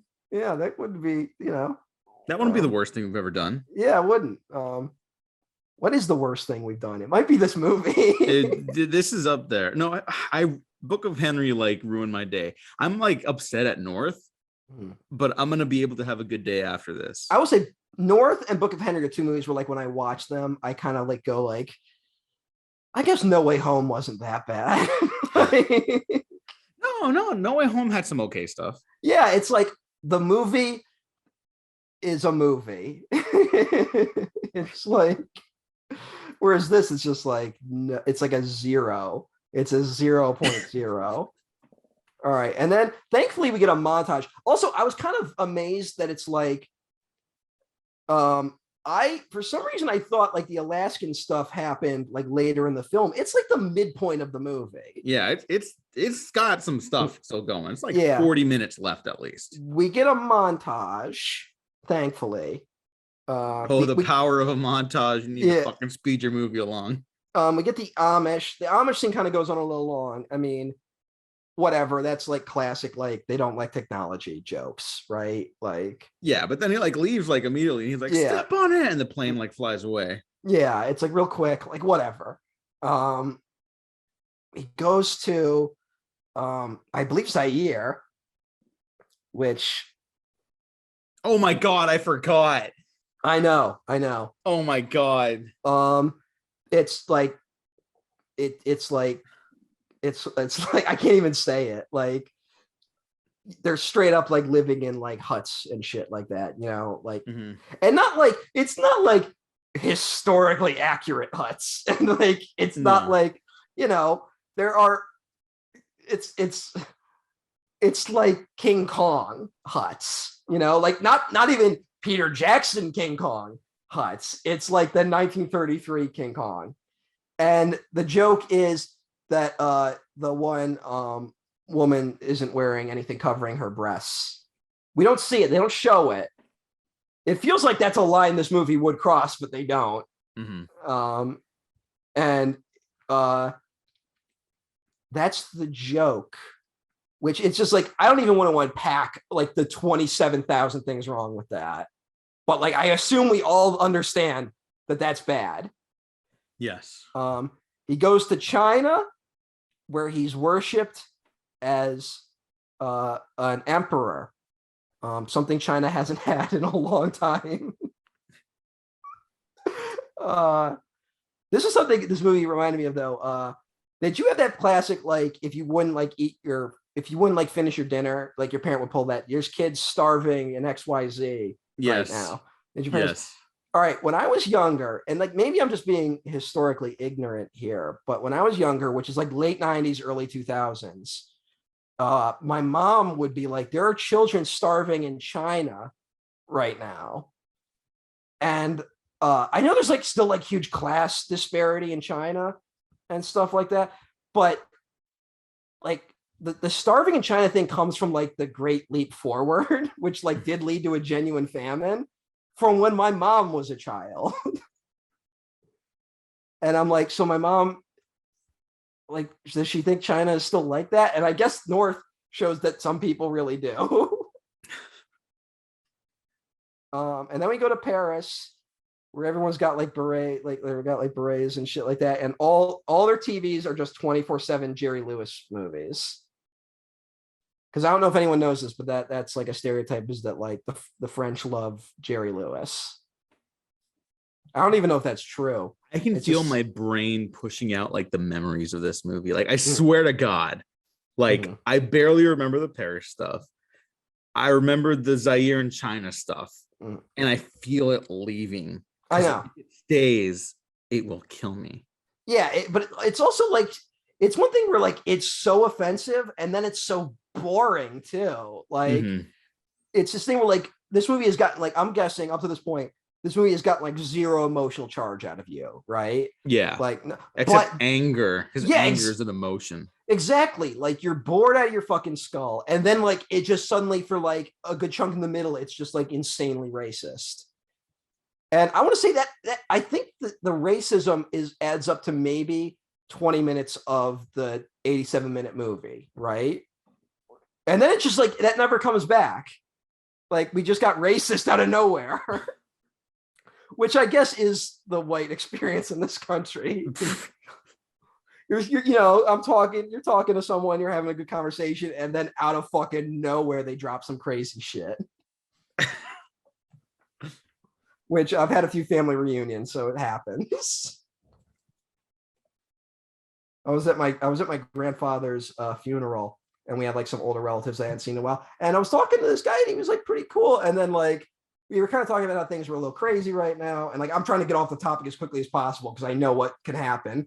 Mm-hmm. And the guy was like, you know what? I think things went wrong in this country. Oh no! And I didn't ask, but he just said it. He said, when women started working. Oh no! And like things got quiet enough that then he was like, maybe I shouldn't talk about this. And I was like, and we were all like, yeah, you should. And then we all just went back to eating. Yeah. So, the dude was 87. He's only going to be sexist for a few more years. I mean, that is the good thing about this. Like, if these are beliefs that Rob Reiner seriously held, and I want to give him the benefit of the doubt as well and say, like, no, he probably doesn't. At least not to this extent. He's not going to be around forever. Mm-hmm. His dad died recently. Yeah. Somehow they're not that far apart in age. The great Carl Reiner. Yeah, the great Carl Reiner, whose last little tidbit was we saw that. Was the fucking TikTok? What was that again? It was what is it? Oh God. Quibi. Quibi's already leaving my brain. Yeah, the Quibi reenactment of A Princess Bride, and he gets the final line of dialogue, and it's the final thing he ever did in this industry on planet Earth, and it's a wonderful little moment, and it's just fucking on Quibi. Yeah, forever. I guess it speaks to the power of The Princess Bride. Like this movie, like doesn't taint that, Yeah. Like if that movie wasn't as good, it would taint like all of Rob Reiner's other movies. Mm-hmm. Like it's so just fucking awful. I guess it's kind of cool that Carl Reiner, like Rob Reiner was old enough to play the Carl Reiner role in the Ocean's movies. And it's kind of cool that they just went with Carl Reiner instead. Yeah. Like it is wild that it's like that movie that's like kind of like praised for being like, oh, look at all these cool hip guys like at the peak of their power. And it's like, and also Carl Reiner. Yeah. That is the stuff I kind of love about those movies. Oh yeah, no, they're fucking great. Those are like peak 5-star like audience entertainment movies. Mm. Like I get a kick out of every single one of them. I gotta say they are kind of aging weird just with the Vegas of it all. Like Vegas has like such weird connotations these days. But I mean like in terms of like sheer entertainment, like they're wonderfully directed. They're very and like they're the few rare movies where like star power can really carry you through them. Yeah. It's also weird that Al Pacino is straight up playing Donald Trump in the last one. Oh yeah. Yeah. Like that's weird. That's a little weird, yeah. So yeah, I guess we kind of speed run through the finale because I just want to kill myself. I guess here's like one good spot in the movie. John Ritter shows up. Oh yeah, I love John Ritter. We all love John Ritter. He's good in this. The movie's not good, but he does his job. Mm-hmm. And here, the nicest thing I'll say about this sequence is it's the one part that's not mean-spirited. Yeah. I kind of thought for a second it was going to be like, well, we want you, and they're not going to let him go back to his parents. But it was like, no, we're not your parents. You have your parents who care about you. We care about you enough to support you on your journey. And I was like, okay, there's almost something whole here. Yeah. Almost. Mm-hmm. But there isn't. All right, here's a horrible thought I just had. Oh, please don't. Well, Bruce Willis shows up as the guardian angel throughout the movie. We don't see it, but where did he show up? In Zaire, China, and Paris. I'm engaging like, with this. Just thinking about that for like half a second. It's like the answers could only be some horrible shit. Like it's all awful. It's so awful. This movie's awful. I will say that I gotta say, in the Siskel and Ebert review, they call the movie hateful, right? Mm-hmm. They use that term a lot, and I want to say, like, what's so weird about the racism in this is that it doesn't like feel spiteful or angry in any way, Yeah. It's kind of like just, and it's mean-spirited, but it doesn't feel like it's trying to be mean-spirited, Mm-hmm. Like it's not that Colin Trevorrow, like where like you kind of get a window into that he might be a deeply unpleasant person because of what he gets enjoyment out of. Like it's this weird, like clearly no one was questioning any of this. It's just, it's awful. Yeah, we can speed run it, I guess. All right, here's something weird. So like Bruce Willis shows up as a comedian named Joey Fingers, right? Mm-hmm. Who isn't funny. No. None of that's funny. Joey Fingers shows up in the book, doesn't do really any of the stuff he does here. And then he has the one scene, the one part of the book that actually made me laugh out loud, where like Joey Fingers and North kind of go on a little adventure. And Joey Fingers is at the end of it is like, okay, now that I've helped you, North, I can finally get started with the rest of my life. And then the next sentence is like, and then Joey Fingers dropped dead. What? Yeah, I know. Like that's a what? joke. Yeah. It's like Joey Fingers just has a heart attack and just dies. Oh my God. I think in the book he's supposed to be like an old comedian. Like he's supposed to be like if like Groucho Marx was like still alive in the 90s. Okay, like, okay. So like I think that's the joke, but it's this weird like what the fuck. Oh, who is the woman at the airport? When North is like, Winchell is like, if North comes back, it's going to ruin all our business plans. We have to stop him from coming back. And they had a deal to basically have North assassinated. Oh my God, yes.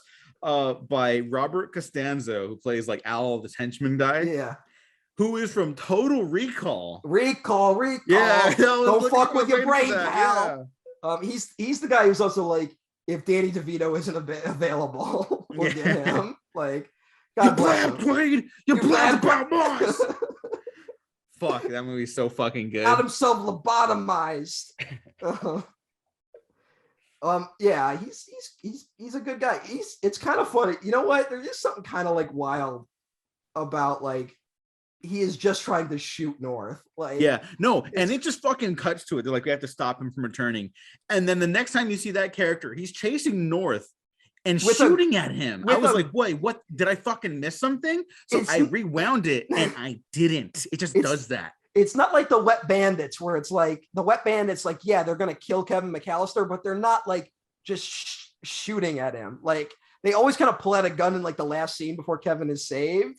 Mm-hmm. But like, there's no like, what the fuck? This kind of feels like a post Home Alone movie of like kids rule type shit, you know? Yeah. And like it just totally misses the mark. But yeah, it's wild that this guy's just running around killing North. That to the point where like he thinks he got him because he finds North's baseball cap with blood on it, but it's just ketchup. But like it looks like a bloody child's baseball cap. I know. It's so horrific.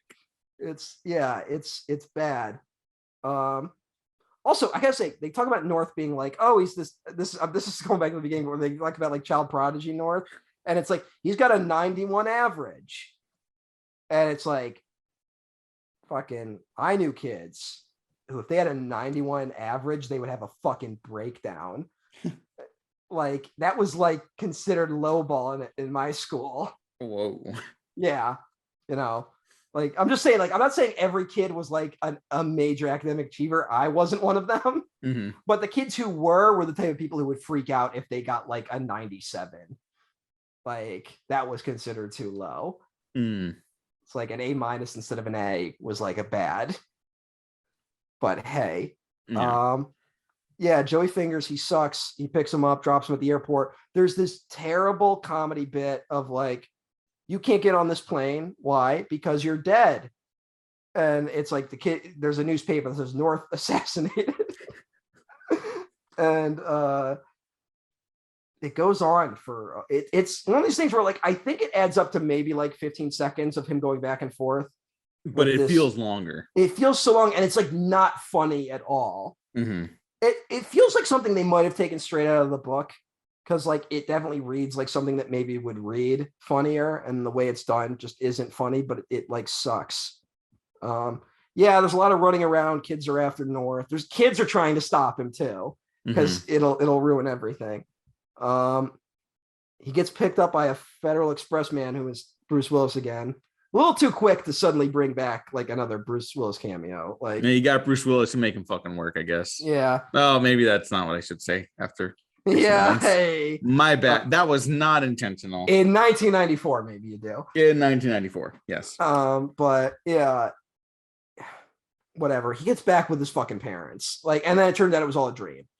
The dream, he wakes up from the dream because he's running to hug his parents at the last minute, and the hitman is there hiding, comes out and shoots him.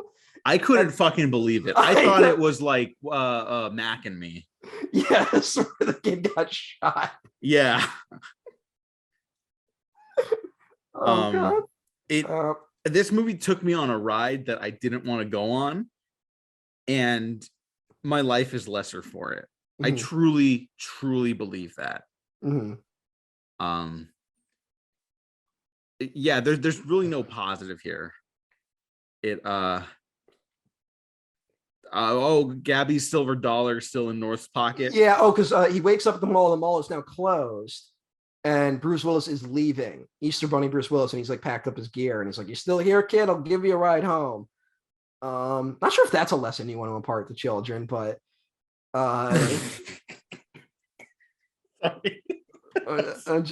was horrible. Like I get it. Like, in the mountain of things wrong with this movie, like playing fast and loose with stranger danger is like at the bottom, but like,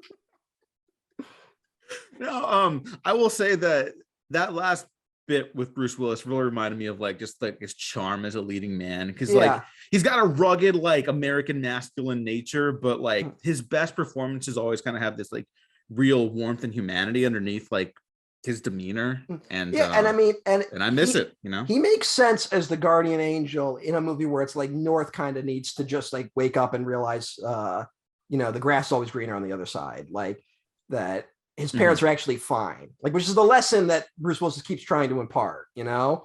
And Bruce Willis seems like the guy you would cast to make that message, because like you said, he's a rugged like kind of man type, and he's kind of telling North to like grow up a little bit, you know.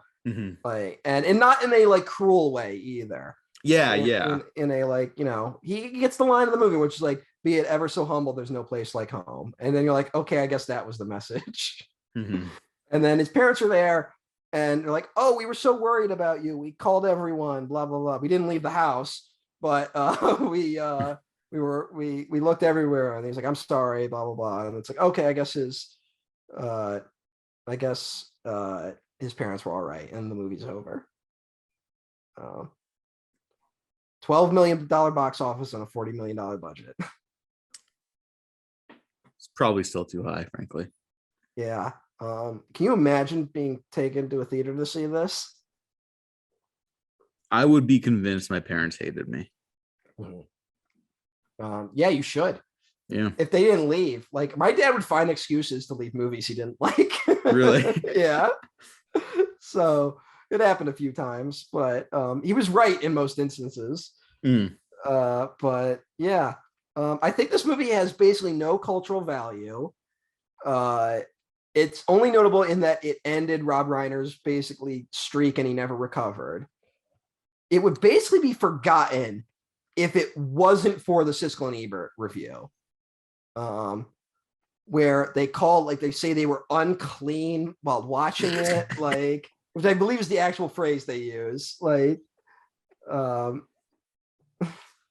most thoroughly hateful. I'm not going to put the film. trailer to this, by the way. I'm going to put their review snippet. Yeah, that's all you need. And then not only did like they give it a terrible review, then when it came to worst of the year list, they both picked it as worst of the year, and they didn't tell each other, so like they surprised each other, but also didn't surprise each other because they both realized it was terrible. Yeah. And they just talk about how it's just like evil and awful, and like it's one of those things where sometimes like you'll watch, like, you know, like there's the Siskel and Ebert, like where they're talking about slasher movies, right? And they're like, part of it, they're making good points about like the kind of like weird sexism that was cropping up in media at the time, but other times they're kind of like not identifying why people like horror movies, you know.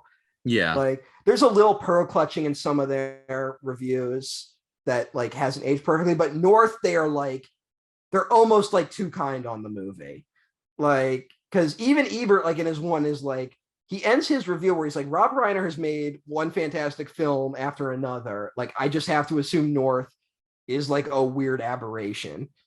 And like, that's like being too kind, you know? Like, and Siskel calls him on it. He's like, I think you got to rake Rob Reiner over the coals. Like, he's saying this is entertainment and it's not, it's first class junk.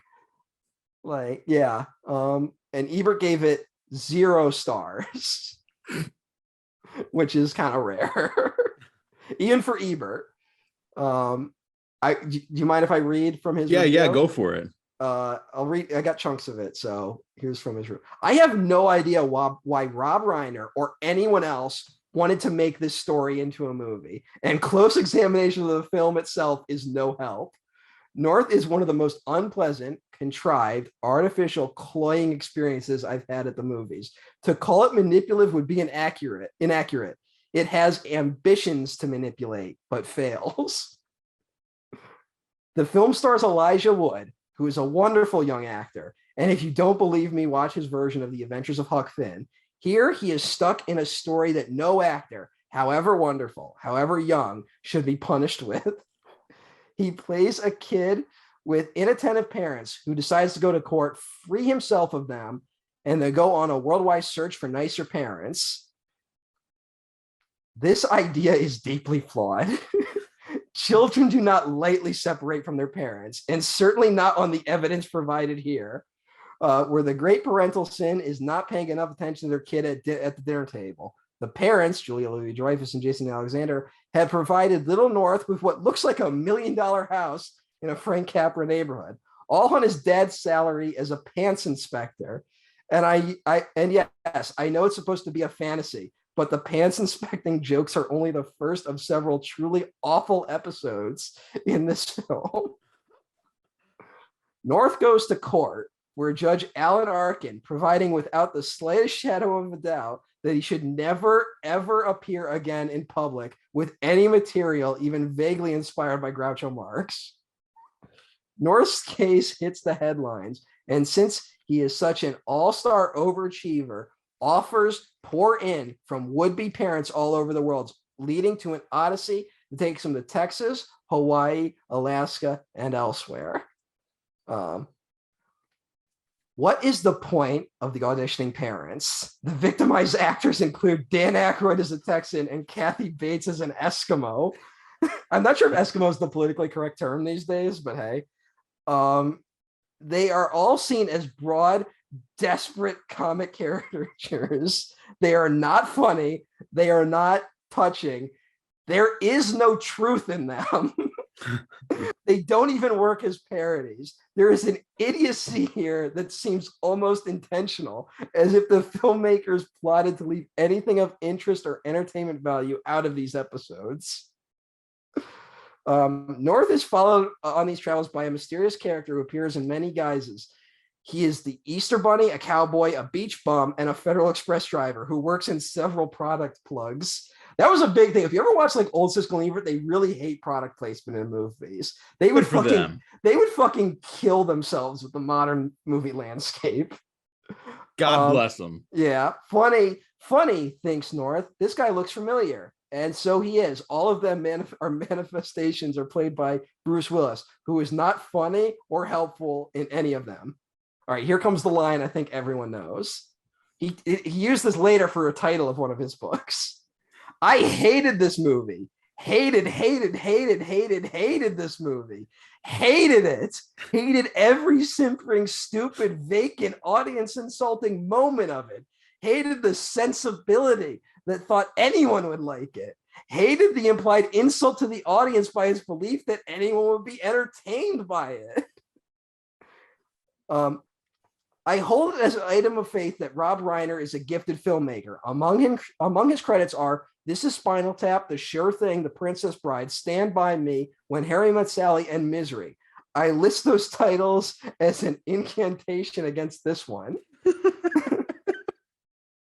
North is a bad film, one of the worst movies ever made, but it is not by a bad filmmaker. It must represent some sort of lapse from which Reiner will recover, and possibly sooner than I will. The end. Wow. That could have Yeah. won the Pulitzer. I know he did win the Pulitzer for criticism, but it wasn't for that review. Oh, what did he win for? You know, I forget, but he won. Like I believe he's good for the him. first guy to win the Pulitzer, like the first movie critic to win for criticism. So he won it in 1975. there you go. Yeah. Huh. He used to write like a lot of like really politically charged criticism, like back in the day. Good for him. Yeah. Check out Life Itself. Oh yeah, that's Ebert. a great one. Ebert documentary. Mm-hmm. But yeah, you know, Ebert, honestly, Ebert's weird. Where like sometimes he's like just wildly off the mark with certain movies, right? Yeah. Other times it's weird where like he's kind of got this reputation of being like a harsh critic, but sometimes it feels like he's often like the one guy defending like a movie that like no one is defending for good reason. Yeah. Like I can't tell you the amount of times I've gone to like the review section on a Wikipedia page, and it's like critic after critic trashing the film, and then it's like Roger Ebert gave it 3 stars, and his review amounts to like, I don't know, I liked it. Like, but like when he was on the money, he was on the money, and like his review of North is a perfect example of that, where it's just like it's easy to skewer a movie. Like that was like fucking laser precision right there. Like of just like he got everything that was wrong with the movie in his review. Mm-hmm. And like didn't even have to go to like the levels of like there's definitely like all the hateful racism in it, right? Yeah. And like he definitely like points that out, but is like you have to understand the movie is like worse beyond that. Like it's like everything is wrong. And it is. And there's no reason to watch the movie. But like I said, it's on YouTube for free if you are if you hate yourself enough. That's fair. I don't hate myself enough to ever rewatch this. I will never rewatch it, but what I will rewatch is Rob Reiner's good movies like The Princess Bride, When Harry Met Sally, Stand By Me, and This Is Spinal Tap, and Misery. I like Misery. The Princess Bride, which to like this day is one of those movies that like I will put on if I'm in a bad mood, you know? Like, and it makes me feel better by the end of it. Yeah, that and When Harry Met Sally are kind of some of my go-tos. Like both of those are 5-star pictures as far as I'm concerned. Both great. This Is Spinal Tap is also, I would argue, 5 stars. I just don't put it on as often. No, it's so wild. I would argue that it's like I said, it's like Spinal Tap, Stand By Me, Princess Bride, When Harry Met Sally, Misery. Like I would maybe give 5 stars to all those movies. Like I love those movies. They're fantastic, and he just never recovers. It's wild. I don't think, and I have to point out, I think one of the reasons, because you said you tried to like look up like what the fuck happened here, right? Yeah, and I just found fucking nothing. There's nothing, and unfortunately, I think part of it is that Rob Reiner stands by this movie. He in an interview in 2016, he said, I love doing it. And some of the best jokes I've ever had in a movie are in that movie. I really have no fucking idea what he's talking about. I made this little fable and people got mad at me because, you know, I had done Harry Met Sally, Misery, and A Few Good Men. And everyone said, oh, it should be more important kind of movie. I said, why? Why can't you just make a little slice of a fable or something? And it's like, that's not what this movie is. Yeah. Like, I agree with his sentiment. He's dead fucking wrong about this movie. Yeah. Like but the sentiment I think is appropriate. No, it's I was thinking about that with the Coen brothers recently, where like there's this weird like because I believe Ebert gave like Raising Arizona like 1 star. Whoa. Like, yeah, like there's some I think one of their movies he gives like, and he gave like Miller's Crossing a negative review. Jesus. There's like this weird thing. It's you forget the Coen brothers kind of weren't respected for a long time. And there's this weird like track where people are like, these guys are all style, no substance, which is like ridiculous in retrospect. But I guess it makes sense if like you're watching the movies in order, you know, like we don't totally know what their worldview is yet. Yeah. And then they do Fargo, and every critic is like, finally they grow up a little bit, you know, finally they do an adult movie. And then like they immediately follow that with The Big Lebowski. And critics are once again like baffled. And it's like, there is a weird kind of stigma that like people put against certain filmmakers. but that's not what happened here. Like, I like, and it's again, Robert Reiner did The Princess Bride. If he made another Princess Bride, I wouldn't complain. Like, Mhm. it's that's a movie that is certainly, it's a fairy tale. Like, it's just goofy shit, and it's sword fighting that just looks goofy. Like, I don't know, man. It's a bummer of a movie, really. Like, it's bad. Yeah. And I think, and like I said, I think that's the reason why there's no like you want Rob Reiner to give an interview these days where it's like, look, we put it together really quick and no one is stopping to go like, is this what we should do? Yeah. Like, I can kind of see, if I'm reading between the lines, it's like, it's Castle Rock. This is clearly him calling in a favor from everyone. This is him like cashing in on like all his success up to this point and the fact that he's become like this powerhouse producer. You kind of see this with Spielberg too, where there's like this era of Spielberg when he gets DreamWorks, where he's just buying the movie rights to like all these books, right? Mhm. And the ones that get made are just the ones where like he gets like everything assembled as quickly as possible, Yeah. And there's no real like passion, like it wasn't like singled out. So you can see like Rob Reiner maybe reads this book, thinks it's cute, buys the movie rights. He lines up a bunch of projects. North just like rises to the top by like virtue of like a bunch of like marketing things, right? Mhm. Like I said, post Home Alone, it's like, we want to make movies about kids like rule, but actually they should still just love their parents, right? Right. Like you can see like, oh, this is gonna be the next Home Alone, it's gonna be huge. You can see all these pieces kind of falling into place, and then no one stops to like actually go like, wait, what is this movie? And then it just, when it comes out, it's just this fucking disaster. But Rob Reiner doesn't seem to have that perspective on it. He seems to think he made a good movie. And yeah, it's a shame. That is a shame and really disappointing because I like going to bat for him. But yeah, I still like Rob Reiner when he pops up and stuff.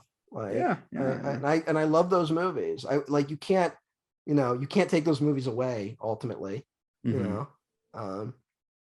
but yeah, it's this weird, just like black mark on his career, and again, like never recovered. Like I can't think of too many other directors that make a movie that bad they just don't recover from it. Yeah. Like there are directors who like clearly weren't allowed to make movies ever again, but usually it's after they make like their best movie. Like that happens a lot, or like they make something a little too transgressive, or like it loses too much money, and then suddenly all their like movie deals fall through. Or maybe you make a movie so bad you lose the Star Wars movie you were lined up to do. Well, hey. Yeah, that movie comes out this Friday, right?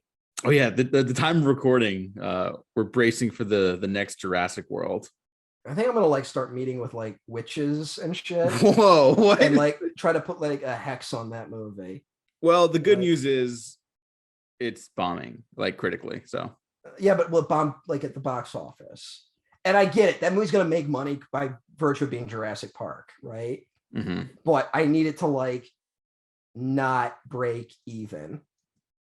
So that it's like almost $200 million. So I need to make like 300 million.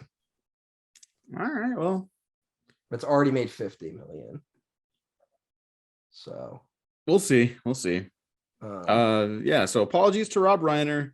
No apologies to Colin Trevorrow. No apologies to Colin Trevorrow. What if it turns out though that like Colin Trevorrow like is like actually the nicest guy on the planet? Hey, it could be. Like, I've heard in interviews he's very kind and giving with his time. Yeah, it's just like, what if it's like he's all the money he's been making off this movies he's been using to like fund like cancer research or something? Then hey, that's great. That's great. Yeah. Doesn't mean I have to like his movies. If you're a great guy, buddy, I'm sorry, but I hate your movies. Yeah. And they give me, I'll just say, if I only know you through the movies, they give me weird vibes. Like I'm just saying, like, it doesn't mean you're bad, but your movies give off bad vibes. Yeah. So it's great if you're a great person. On that note, Matt, where can people find your great person tweets? Oh, everyone loves me, which is the other thing. I had a tweet blow up recently where I was dunking on Netflix. Oh, really? Yeah, first tweet of mine to get like 1,000 retweets in a while. Wow. Yeah, and I got a bunch of new followers, and they're all gone already. So, Okay. so if you want to join those fine people, You can follow me and then unfollow me at EmperorOTN1 at twitter.com. You can find me at the Diego Crespo. Check out the Waffle Press on Twitter, YouTube, SoundCloud, Spotify, iTunes, and Patreon, where you will probably get early access to the next episode. Like and subscribe if you like this episode. And if you didn't like and subscribe anyways, because you might find something you do like. So thanks for listening. Thanks for watching. Do we know what we're talking about next? I don't think we know. We get the list up and then we're going to do a random number generator. Yes, that is correct. Where is the list? Okay, found it. Wheel of morality. Turn. Tell us that we should learn. All right. Random number generator. Okay. We've got a couple out of the way so far. And all right, let's just say if it lands on a number we've already done, do we want to round down or round up? Oh, I'm just going to put the numbers that we haven't done yet. Okay. So if, I could read them again, read them out right now. No, don't read the titles. No? Okay. No, just all right, yeah, do whatever. Okay. Then I am pressing the random number generator. Right. Oh, I accidentally closed the window. That's okay. Okay. Here we go. All right. Number 5, which at this point in time is Ang Lee's Hulk. Hey! Yay, superhero movies. Yeah. We did it. One of the most dour superhero movies ever made. But is it good? Will it be an interesting movie? And maybe a movie that just never would get made today and kind of sad. But yeah, let's do it. Who knows? We'll talk about it next time. Yeah. You should watch it. It's probably easy to find. Yeah, it's a fucking Hulk movie. It's probably the easiest Ang Lee movie to find, frankly. I think Life of Pi is pretty popular still. But like, is it streaming? Like, actually, I don't know. Ang Lee is one of those guys where I keep trying to watch more of his movies and like I can never find them streaming. I think I've had to use Abby Phelps's account to find those. Shout out to Abby. I was gonna bring her up in this episode for some reason. Now I can't remember why. I don't know. My cat's here. I had a joke I was gonna make. And now I can't think of it. Oh well. I guess it wasn't that good. See, Rob Reiner, if your joke sucks, you could just cut it out of the movie. Oh my god! But no, I'm leaving all this in. I'm not cutting anything today, including the dead air when we had to take a break. Okay, sure, that fits. Yeah. All right. Thanks for listening, everyone. Thanks for watching. We have been professionally unprofessional. Bye. Here is my cat purring. Aw. You'll yell yippee-i-o at the rodeo till the day's done. Then you'll make a lot of pals with buffalo gals. Just leave some for me. Hey there! We'll barbecue steaks and stew